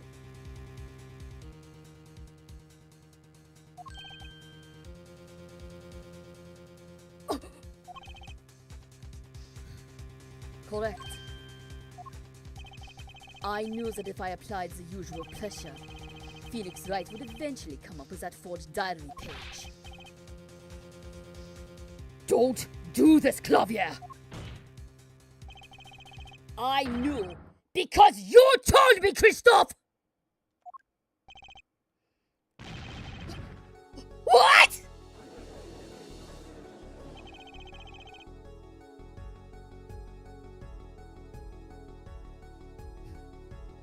It was the night before the trial. Clavier. Kristoph? All seeing you at the prosecutor's office the day before the trial.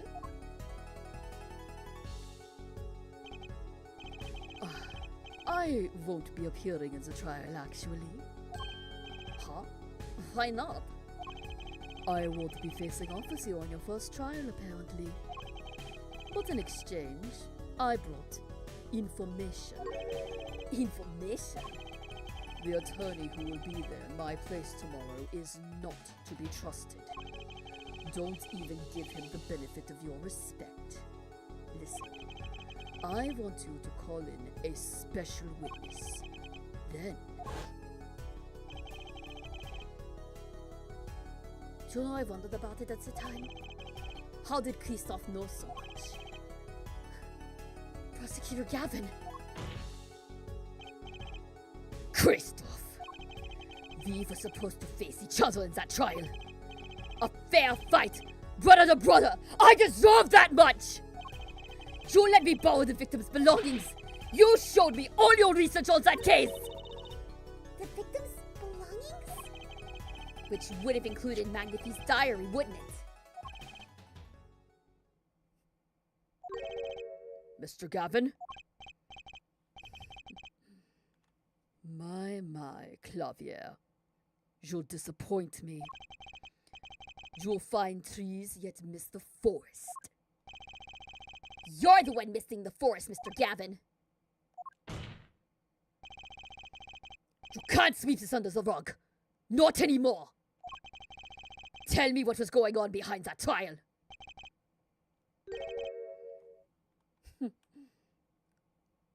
Why not? I've achieved what I came here to do. I see no harm in a little reminiscing. Apollo? I think we're finally gonna shine a light on the black belly of this thing, Trucy. We've done everything we could. I hope it's enough. 7 years ago, the day before the trial, I visited a detention center at the request of my client, Zach Garmarier. 2 cards. 1 card. I don't know if this is backwards or not. Hang on.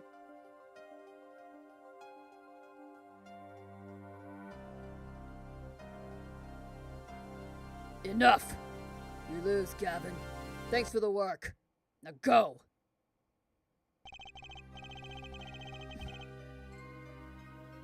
To be honest, I don't know what his reasons were to this day. As far as I could tell, he dismissed me as his representation because I lost in a game of poker. I can come to no other conclusion.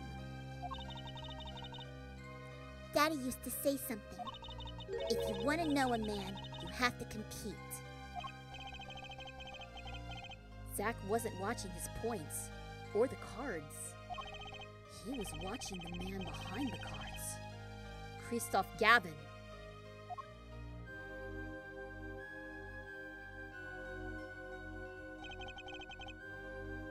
I couldn't believe it. Phoenix Wright.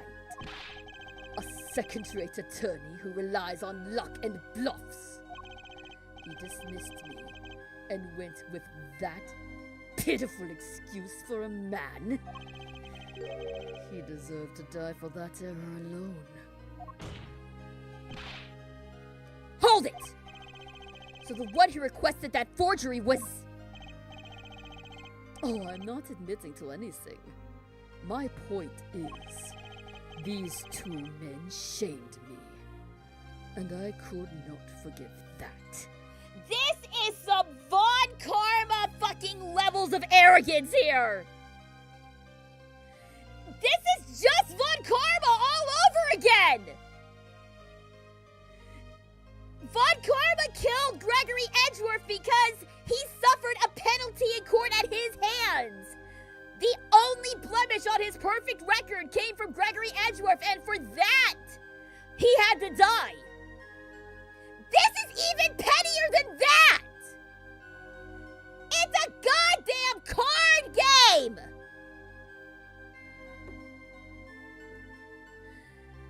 What is it with this franchise and having the most paper-thin, arrogant punks? Oh my god, why is this franchise like this? Why is it always like this? Why do they always have the sorest goddamn losers in video game history? Why?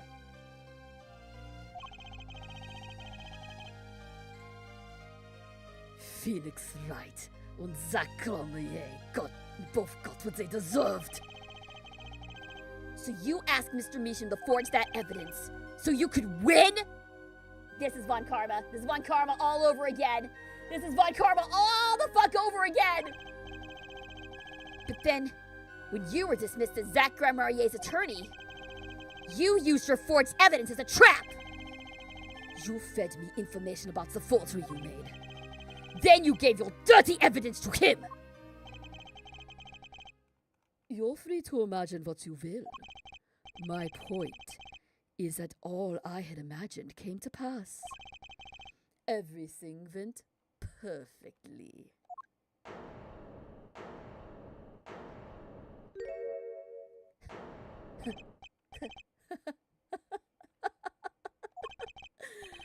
Incredible. If I wasn't laughing, I would weep. Prosecutor Gavin? Perfectly? You're mad, Kristoph! Stop fooling yourself! What are you talking about, Clavier? Tell me, how did that trial end? Cancelled when the defendant vanished. I get it. So, Kristoph, you've been living in fear for 7 years! What?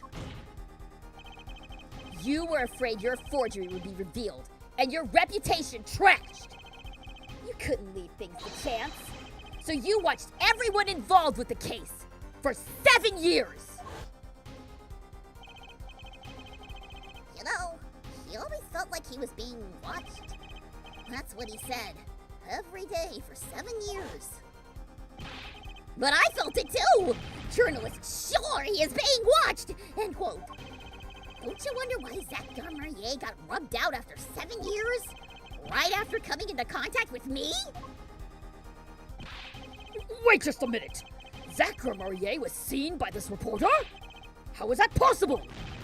Was he alive after being gone 7 years? Finally. I knew this moment was coming. I just didn't think we'd get here so fast. Zach Garmerier, gone missing for 7 years. Trucy's father. What's wrong, Apollo? Go get him! Right. Leave it to me. Allow me to refresh the court's memory. 6 months ago, Kristoph Gavin was charged with murdering a mysterious traveler. I remember him quite well. Shadi Smith, was it? Poisoned in a Chinese restaurant. Tragic. It was a Russian, but whatever. The details don't really matter right now. Yeah, exactly. What matters is that traveler was Zach Grandmarier.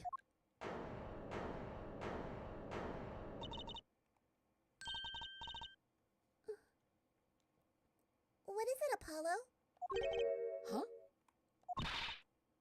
Keep going! We'll talk about it later! Oh, Trucy's not even gonna let him slow down. Did she already know? You can't hide nothing from Trucy, right? Someone please explain this! Mr. Justice, can you explain this? It all started 7 years ago. The great magician, Magnifique Grandmarier's death started it. Magnifique Grandmarier's death, and his student, Zach Grandmarier, the suspect. Whoever defended Zach in court successfully would be famous beyond belief. Thinking that, Kristoph Gavin did the unthinkable. He forged evidence. Drew Measham. Actually, it was his daughter, Vera, who really did the work. You took precautions when you had that forgery made, didn't you, Mr. Gavin? Precautions? To keep people from talking, of course. These two know too much. Leave them alive, and there'll be nothing but trouble. That's when you planned your poisoning of the forgers. Atokanin. Applied to a calamitous stamp. But luck was on Mr. Measham's side. The bomb didn't go off. His daughter!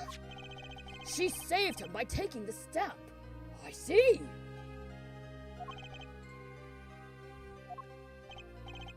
But that wasn't the only bomb he set up. The Ariadori nail polish, of course! You noticed something when you requested that forgery. When Vera Measham is nervous, she has a bad habit. A tendency to bite her nails. Oh! That nail polish was her good luck charm. She was almost kidnapped once. Since then, she's been, well, you can see for yourself. She refuses to leave the house. That person gave me a good luck charm for when I absolutely had to go outside. It protects me. Yes, apparently she received something. A gift. And she won't tell me what it was. It was from that client, the one who wanted that note made. It was his insurance. Insurance? As long as she lived quietly at home, there was no danger to her. But what if she had to go outside?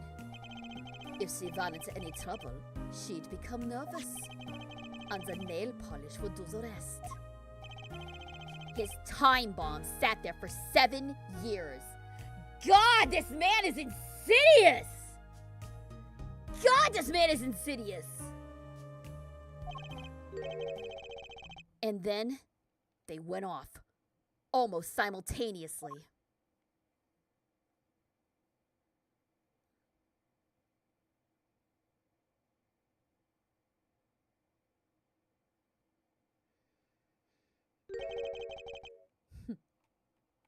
If you're finished, may I return to my cell now? I'm not accustomed to standing for such long periods of time. Mr. Gavin! Have you heard a single thing we've said? Oh, I listened quite closely to your little tale. Quite an entertaining piece of fiction. What? Yeah, it really is. Here's everything that happened in this case. Clavier, surely you understand. We are back to the evidence. The lacking evidence. Nothing proves a link between him and the Atokanin that took Drew Measham's life. Objection! What about the restaurant? You killed Zach Grandmarier! To keep him from talking!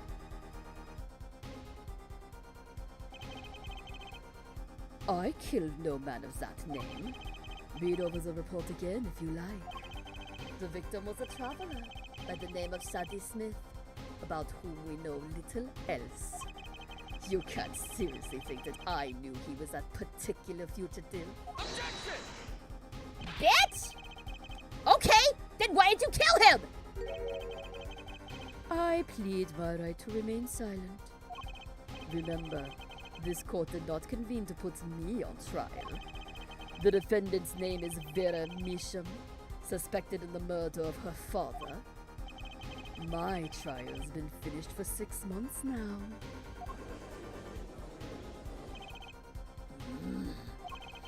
I'm afraid we have strayed considerably from our purpose here. This court concurs with the witness.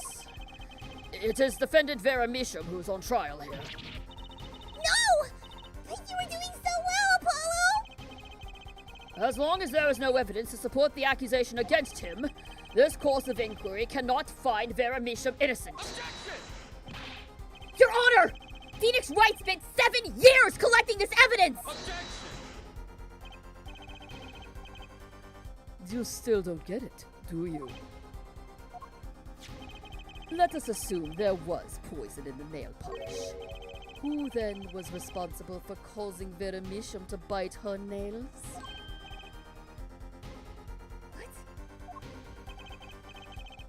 It wasn't me, I know that much. The one who brought that poison to her lips was you.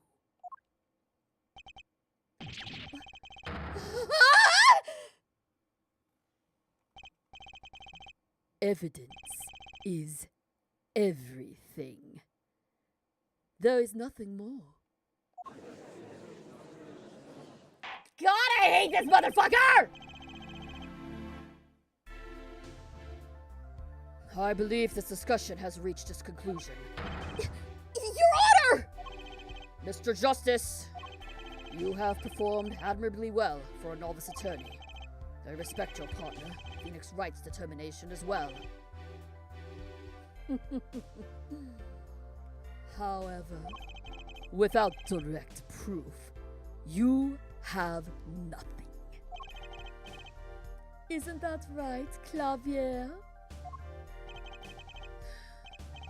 Unfortunately, yes, Kristoph, you're right. That is, you would have been right. Until now. What? Oh, did the news not reach your desk in solitary? The eyes of the nation are on this courtroom today. This is the trial case for a new judicial system. Oh, here we go! That's right. I had totally forgotten. The juris system! Jurist, you say? The current judicial system has been deemed too closed off from society. This new system attempts to inject the wisdom of common citizens into the law. Common citizens? Wisdom? Is this some kind of a joke? What could we possibly gain by doing this? Entrusting our judicial system to a mindless, emotional mob of irrational mouth breathers? Common citizens have something called common sense. Common sense is not restricted by the law. Nonsense! There's only room for two in this court. Me and the law! Oh, he's losing it! He's losing it! Keep the riffraff out! Out, I say!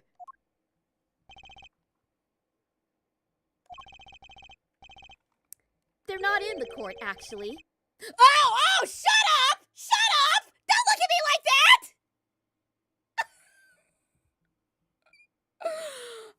Don't scare me! Don't give me a jump scare like that! What the hell? They're not in the court, actually. They're watching everything by video camera. Hi! Hello, everyone! It's me! That's amazing! What an amazing wall break! freaking amazing fourth wall break. And trust me, I know a thing or two about breaking the fourth wall. I do it on the regular. This is brilliant! This is brilliant! Oh my god, I've fallen in love with this goddamn series all over again. Oh my god, you did not just call me out in front of God and everybody. Come on. Also, I've been yelling so much. I think we're about to go to another break. I gotta try and delay it. How can you allow this? Incidentally, the one responsible for making this happen was Phoenix Wright. Phoenix Wright. Uh-oh. Breakdown. Breakdown? So, everything was leading to this? I'm pushing the mic back because I feel a breakdown about to approach. So everything was leading to this. Of course. Right.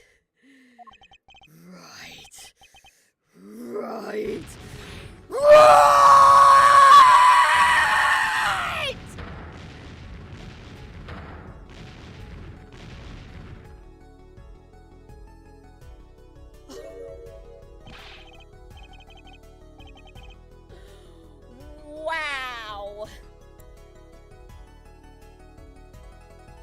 Now that I've successfully blown my mic out.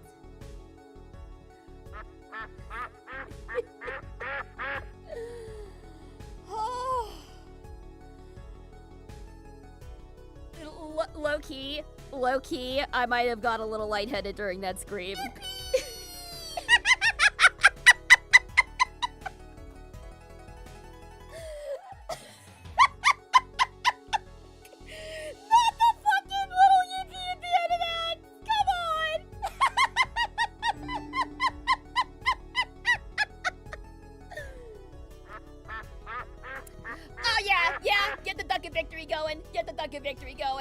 I think it's well deserved. Oh, hello, Princess Source. Welcome. Thank you very much for joining the investigation. You tuned in at a hell of a time. My sincerest apologies to your eardrums if my scream destroyed your hearing. I'm sorry. I am not in any way responsible for the for the medical bills from this. Oh my god, guys, I am shaking right now. I am for real shaking right now. Oh, yes. Oh, that was so good. That was one of the best breakdowns yet. Bar none. I'm gonna put that even above Dahlia. I'm gonna put that even above Von Karma. That was a thing of beauty.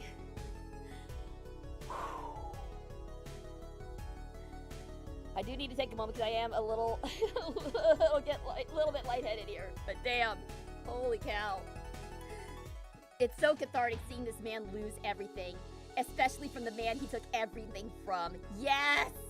Oh, it's so good. Oh, it's so good. Oh, I love it.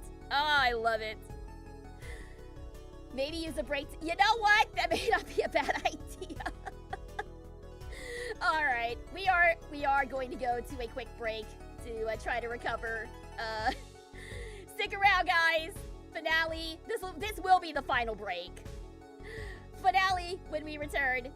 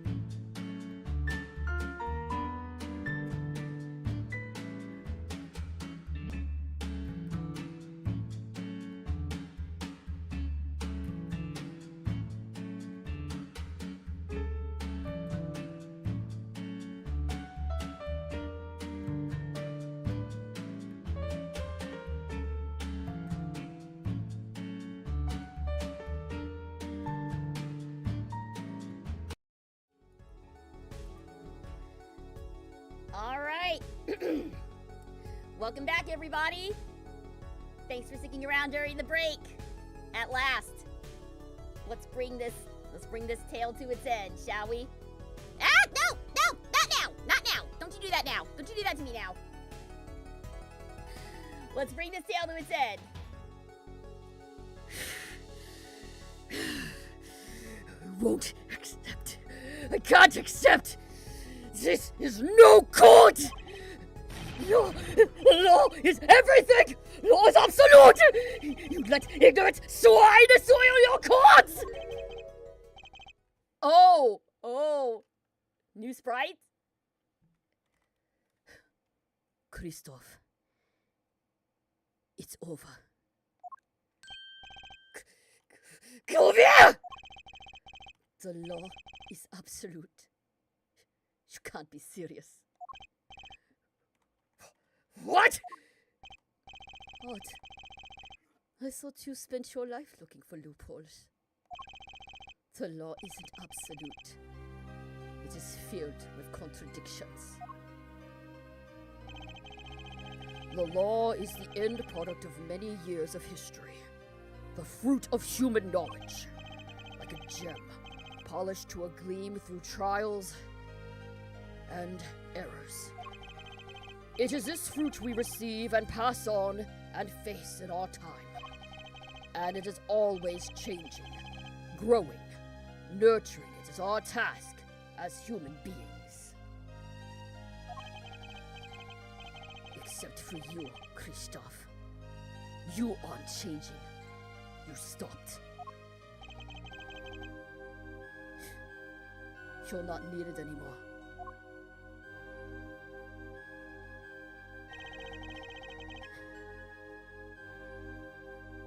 I couldn't think of anything to say. Maybe because I still haven't seen enough. But someday, I'll know what law is.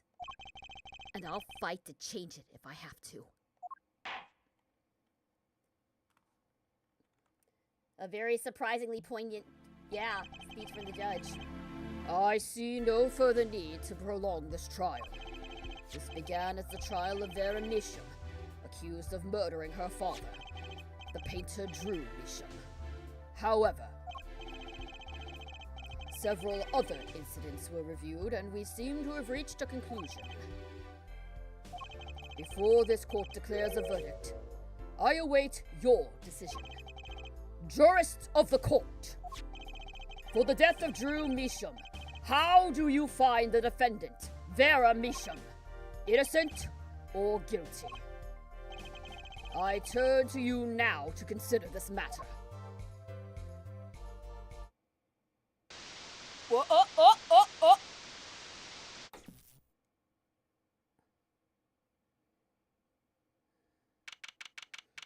October 9th, 12:48 p.m. Jurist Chamber. This ends the trial for this case. Only the verdict remains to be decided. Defendant Vera Misham is currently in intensive care. Hi, baby. If a decision cannot be reached today, it may never be reached. The factors involved are simple. Did the defendant poison her father that night? Can you not? Can you not? This is a serious moment! This is a serious moment! Stop! But thank you. Did the defendant poison her father that night? If so, she's guilty. Or was there another reason for Mr. Misham's death? Did another person poison him? If so, she's innocent. A panel's been provided for each of you to input your decisions. That is all. Please, wait! Yes? Jurist number 6? There's something in the jurist handbook here. Persons involved with the case may not be jurists. That's correct. I've looked into all your dossiers. None of you were involved with the development of the case. With the development of the case? I see. Does that answer your concern? Don't look at me with those big blue eyes, please. It's time for your verdicts. Make your decision in the case against Vera Misham. After 7 years, the truth is ready to be heard. Judge wisely, judge well.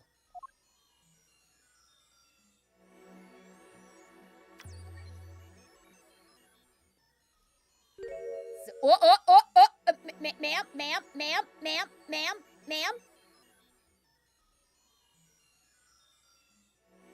Wait, where? We're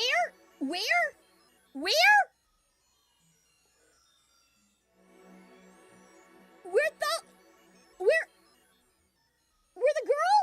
We're the girl? No, we're not choosing guilty. No, we're not choosing guilty. But yeah, this is La Miroir. It's La Miroir. More importantly,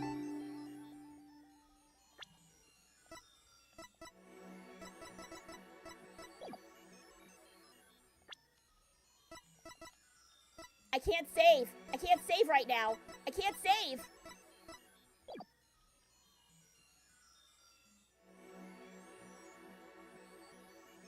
I mean, there's really only one decision here.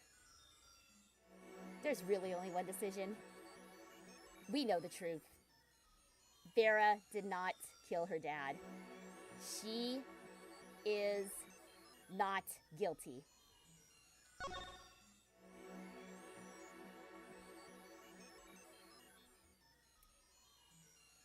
Confirm it. There we go.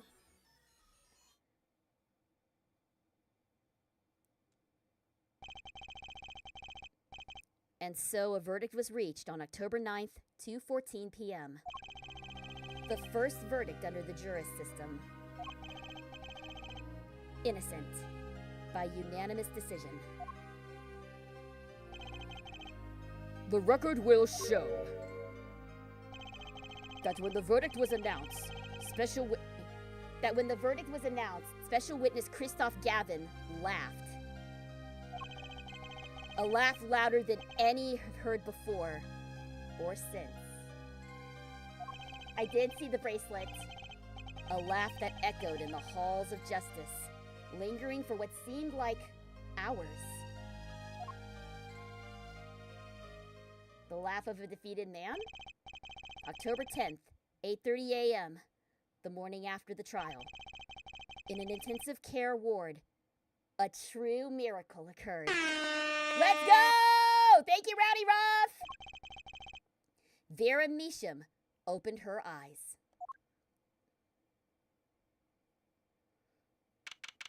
And why does she have all the CDs? October 10th, 10:12 a.m., Hickfield Clinic. Vera! I'm so glad Don't cry, Apollo! Tussi's happy too!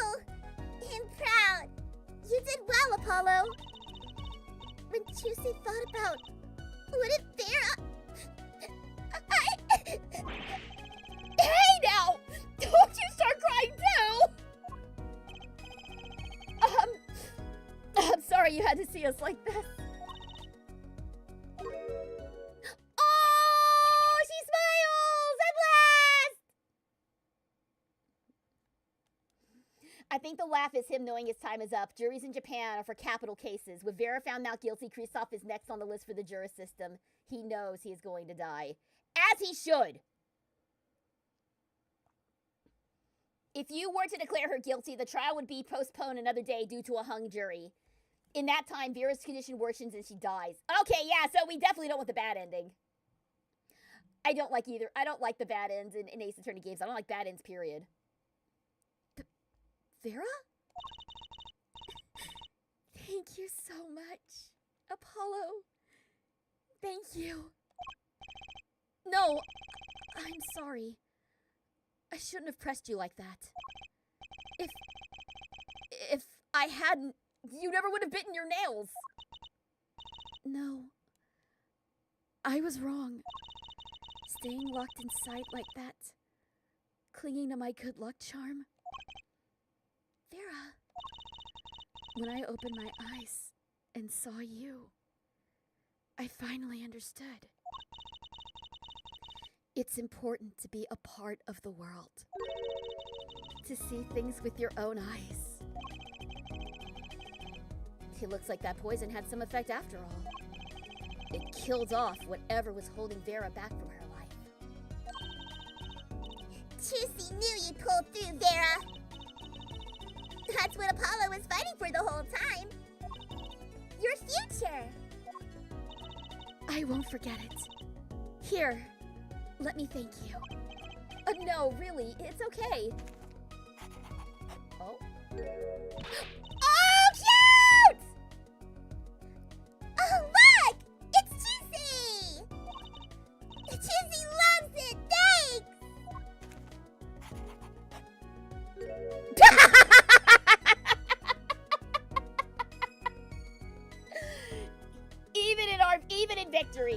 Even in victory, we still get our shit kicked in by this game. What the hell? Why does everybody hate Apollo? Is that me? Ooh, she really captured your essence, Apollo. Well, Juicy thinks so. That reminds me. Do you know where the other lawyer is? The other lawyer? Oh, you mean Daddy? Except, he's not a lawyer anymore. It's my fault, isn't it? I'm sorry. Oh, no. That's not what Juicy meant. No, it's okay. I'm through looking away from the things I've done. I hope I can look him in the eyes again someday and apologize. I'm sure he'd be happy to hear that. He brought all those things for me when he came to visit earlier. You mean that stack of videos? Mr. Wright finished watching them all? You know, Juicy knew her real daddy was alive. No, you know what? You know, I knew my real daddy was alive. Huh? I was there 7 years ago, remember? I was the one who helped him vanish from the courtroom. You did? How? Juicy's not telling! He promised Juicy. He promised me that day he went away. We may not meet again for some time, Juicy, but know this. I'll be watching. And one day, I shall return. You're the next Grand Marnier, after all.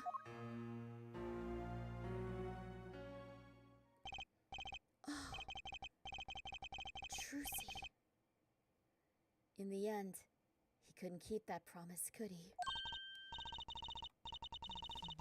It's okay. Phoenix is my daddy now. Even if he can't really play the piano. That he can't. Oh, and Juicy's got you too! Even if your voice is kind of loud sometimes. Excuse you? Well, glad I made your list. Hey, come to think of it, where is Daddy? The one who can't play. Do you know Apollo? I think you said he had to meet someone? Juicy wonders. Maybe it's a new mommy. No, it's gonna be a new daddy. It's if anything, you're gonna have two daddies. I firmly believe this. Oh, Juicy. Yes, Vera? I was wondering, could you show him to me once more? Sir Hat, was it? Oh, he's not been knighted. Yet. Here goes. Do us an impersonation, Mr. Hat. Objection! Not loud enough. And I like Miss Magic underwear better anyway. That's magic panties, Apollo. Oh God. You had to sneak that in, huh? Oh. So, your memory's returned. Mr. Wright, was this all a part of your plan too? I don't know what you're talking about. Yeah, here we go. Here we go. We were playing as La Miroir the whole time. Yes, I'm very glad these aren't the last words of the game. Thank God. I love Chusie's voice. Thank you.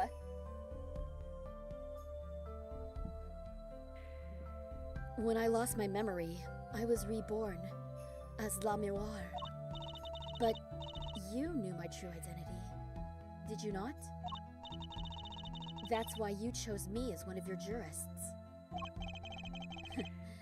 You're thinking into it too much. Besides, there was no guarantee that regaining your memory would make you happy. Of course it's a happy thing. For so long, I thought I was alone. But now I know I have children. 2 dear children. I'm so proud of them. This, too, I think, is thanks to you. Are you going to tell them? They don't know? Nope. They don't know their mother. They don't even know their siblings. I will go to them when the time is right. Until then, Don't worry. I'll take care of them for you. They're very important to me, too. A little annoying at times, but still. I have to keep an eye on her at least. Because I'm the only one who knows how she really feels on the inside. Your bracelet. yes? Yeah, there we go. La Miroir is in fact Thalassia. So what? Phoenix is just gonna keep that secret from them? I thought, didn't he say that he can't lie in front of Trucy? He can't ever lie with Trucy? Isn't she gonna find out? Won't she find out at some point? Yes? I've seen a lot of mysterious things these past 7 years. But your bracelets were the strangest of all. Says the man with the glowing green rock. I remember meeting him half a year ago now in Kristoph Gavin's office. And then I met you. 2 fates destined to intertwine. And I was there when they crossed. I'll never forget that. Such a small thing, that bullet.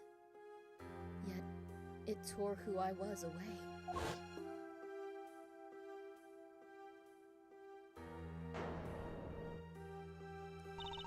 "10 years ago, during a simple rehearsal.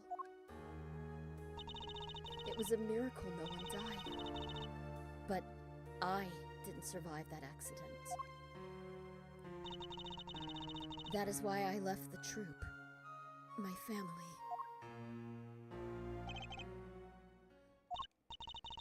Now my memory is returned. I'm myself once more. For the first time. I'm glad to be alive, Mr. Wright." Speaking of miracles, Vera Misha regained consciousness this morning. I can only hope she's as glad as you are. It is a strange thing, fate. Sometimes a life is taken. Sometimes a life is spared. You know what I've been thinking? People don't die that easily.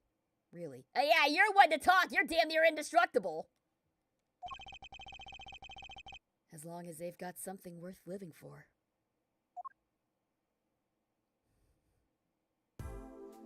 And that's pretty much the end of my story. For now, anyway. I've still got a long way to go. And this power of mine, it needs some work. But there's hope now. We'd lost it, but somehow we found it again. That's why people are smiling again. I think I'll keep out this lawyer thing for a while. Oops, training time. Gotta go. Court of Steel, here comes Justice! And we did it! Oh, hang on. Begin epilogues. Juicy's glad you're staying with the agency, Apollo. It's like I found my long lost little brother. Oh, and don't you worry about Tooth Grand Marier. Juicy's on the case. Now that Juicy has this, thanks to Daddy. Juicy Grandma, frankly, I've got my doubts, but half Grandma, that'll pack a bag. Oh, cute! So we get little screen caps this time, screenshots. Okay. It's not every day you get a child that rocks harder than one of our gigs, yeah? That's why it's over. The governors are breaking up. The news caused a run on tissues at supermarkets nationwide. You're the real stars now. I look forward to our next jam session. Oh, the governors broke up! No! Well, I guess it'd be hard to continue without a lead guitarist. He probably won't tell him it's not his place. Okay, well, fair enough, I guess. But Oh, hello. Well, it's finally over. You know, thinking about it, I've been a piano player longer than I was a lawyer. Now that everything's sorted and I've got time on my hands, maybe I'll take some lessons. Or maybe I'll take the bar exam. Again. Do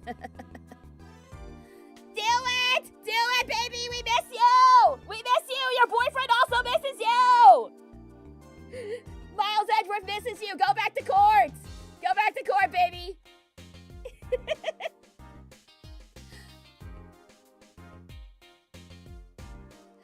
Oh, hang on. I'm gonna go through all these. So, I was standing around eating snackers the other day when I got this crazy idea. What if they were golden? You could augment the crutch, or better yet, make them ding? Ah, the power of science! Although the preservatives may not be 100% safe. One track mind this one. One track mind this one. But I'm glad Emma's back. We didn't really see her a lot this time, did we? In the last case. Here's how Edgeworth would respond to oh, hang on. In unlikely event you are wanting Russian peace, come to Borscht Book Club. The only thing colder than restaurant is borscht. But if greater challenges being required... Then come to the hideout. You know who to ask for. Oh, Olga, I miss you!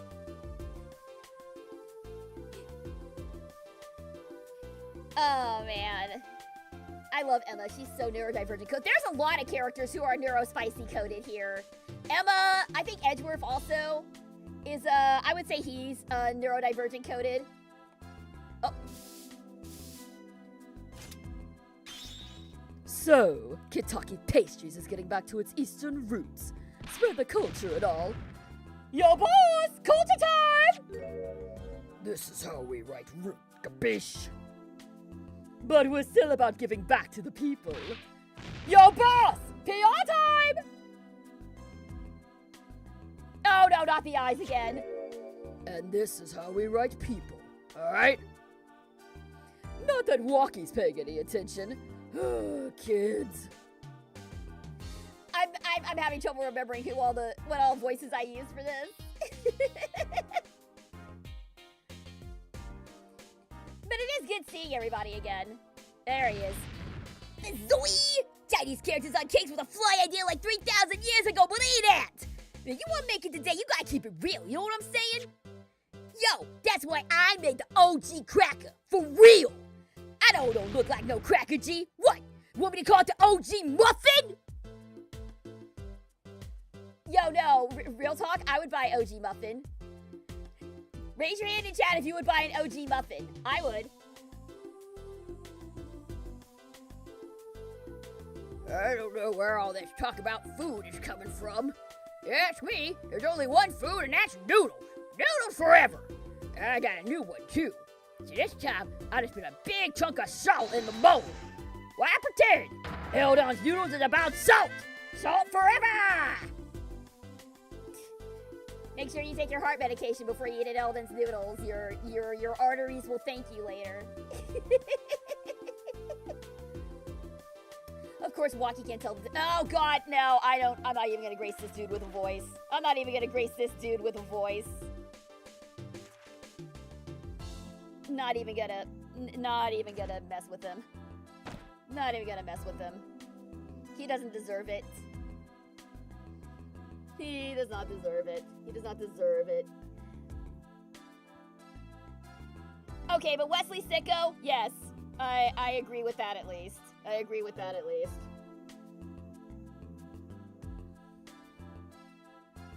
Of course, Waki can't tell the difference between Chinese and Japanese despite the fact that he's the latter. I mean, the kanji that are written in China, so I mean, whatever.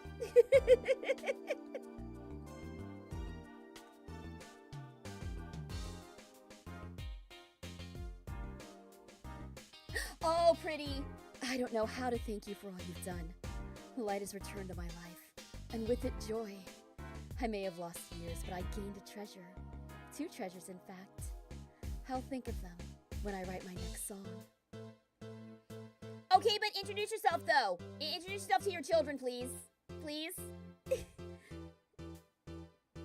She is gorgeous, though. Like, it's easy to see where Trucy Gutter looks for. Oh, God. Russell here, back on the beat with another interview. How do I feel about how things turned out? No scoop yet, but journalist confidence in mint condition. And quack! Yes, please strangle yourself, please. Thank you. Thank you. Good lord. And of course, yes, the cover of Clavier's pretty face. Come on now. I've decided to keep painting. Originals only, of course. I suppose I'll have to see a bit of the world outside to find what to paint. But I know there are good people out there now. I've met them. The door's open. The world's waiting. Thank you. Aww.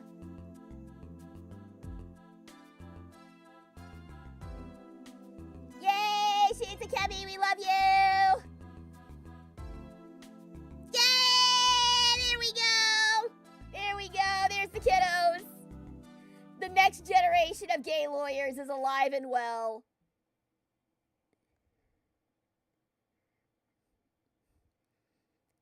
Do we get a stinger? Oh, but we get a picture! We get a picture! You unlocked a special bonus in the music and background setting. Commemorative. Oh, it was without his beanie! Did you see that? It was without his beanie! Wait, I need to go back. No, not yet. I need to go back. I want to look at that picture. I want to go back and look at that picture. Where's the museum at?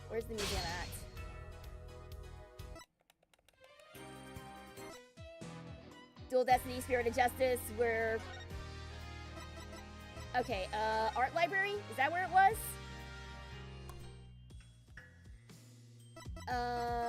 Where was it? Key Visual Illustrations? Okay, no, I don't think this is where it was.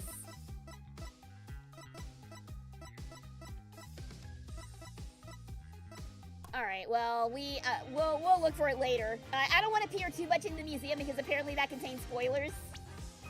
So we'll find it later. But yes, we've done it. That's 1 game down and 2 more to go. So we are going to be taking a little hiatus from Gay Lawyer Sunday. I will be off next weekend. And then the weekend after that, we might be doing Danganronpa V3 with the crew. But we will resume with Dual Destinies later on, and the return of Phoenix Wright, the grand return of Phoenix Wright. So far, though, like, I respect the hell out of what they were trying to do here. I know that this game. I know that the 3 games catch a lot of flack, especially, like, Dual Destinies I am still kind of worried about, but I respect the hell out of them for trying something new. with this. Like, Succession is probably one of the craziest cases that I've ever sat through. There's a lot of craziness that went down in this one, but Succession, I think that one is going to stick with me for a while. Also, the first case, Turnabout Trump, was really stunning. The other two, I can take or leave. I see brilliance in them, but I also see foibles in them, so I can kind of take or leave them. But as far as our tier list, I'm gonna put 2 for now. I'm gonna put 2 and 3 in like the meh section or don't really care for section. But Succession and Trump are gonna go in the great tier. Not OG, because that's a very select group of cases, but they are up there in the rankings for me. I do plan on adjusting the tier list. When we finish Apollo Justice Trilogy, we will revisit my Ace Attorney tier list and add these cases to the list as well. But that's gonna do it for me. I seriously need to rest my voice.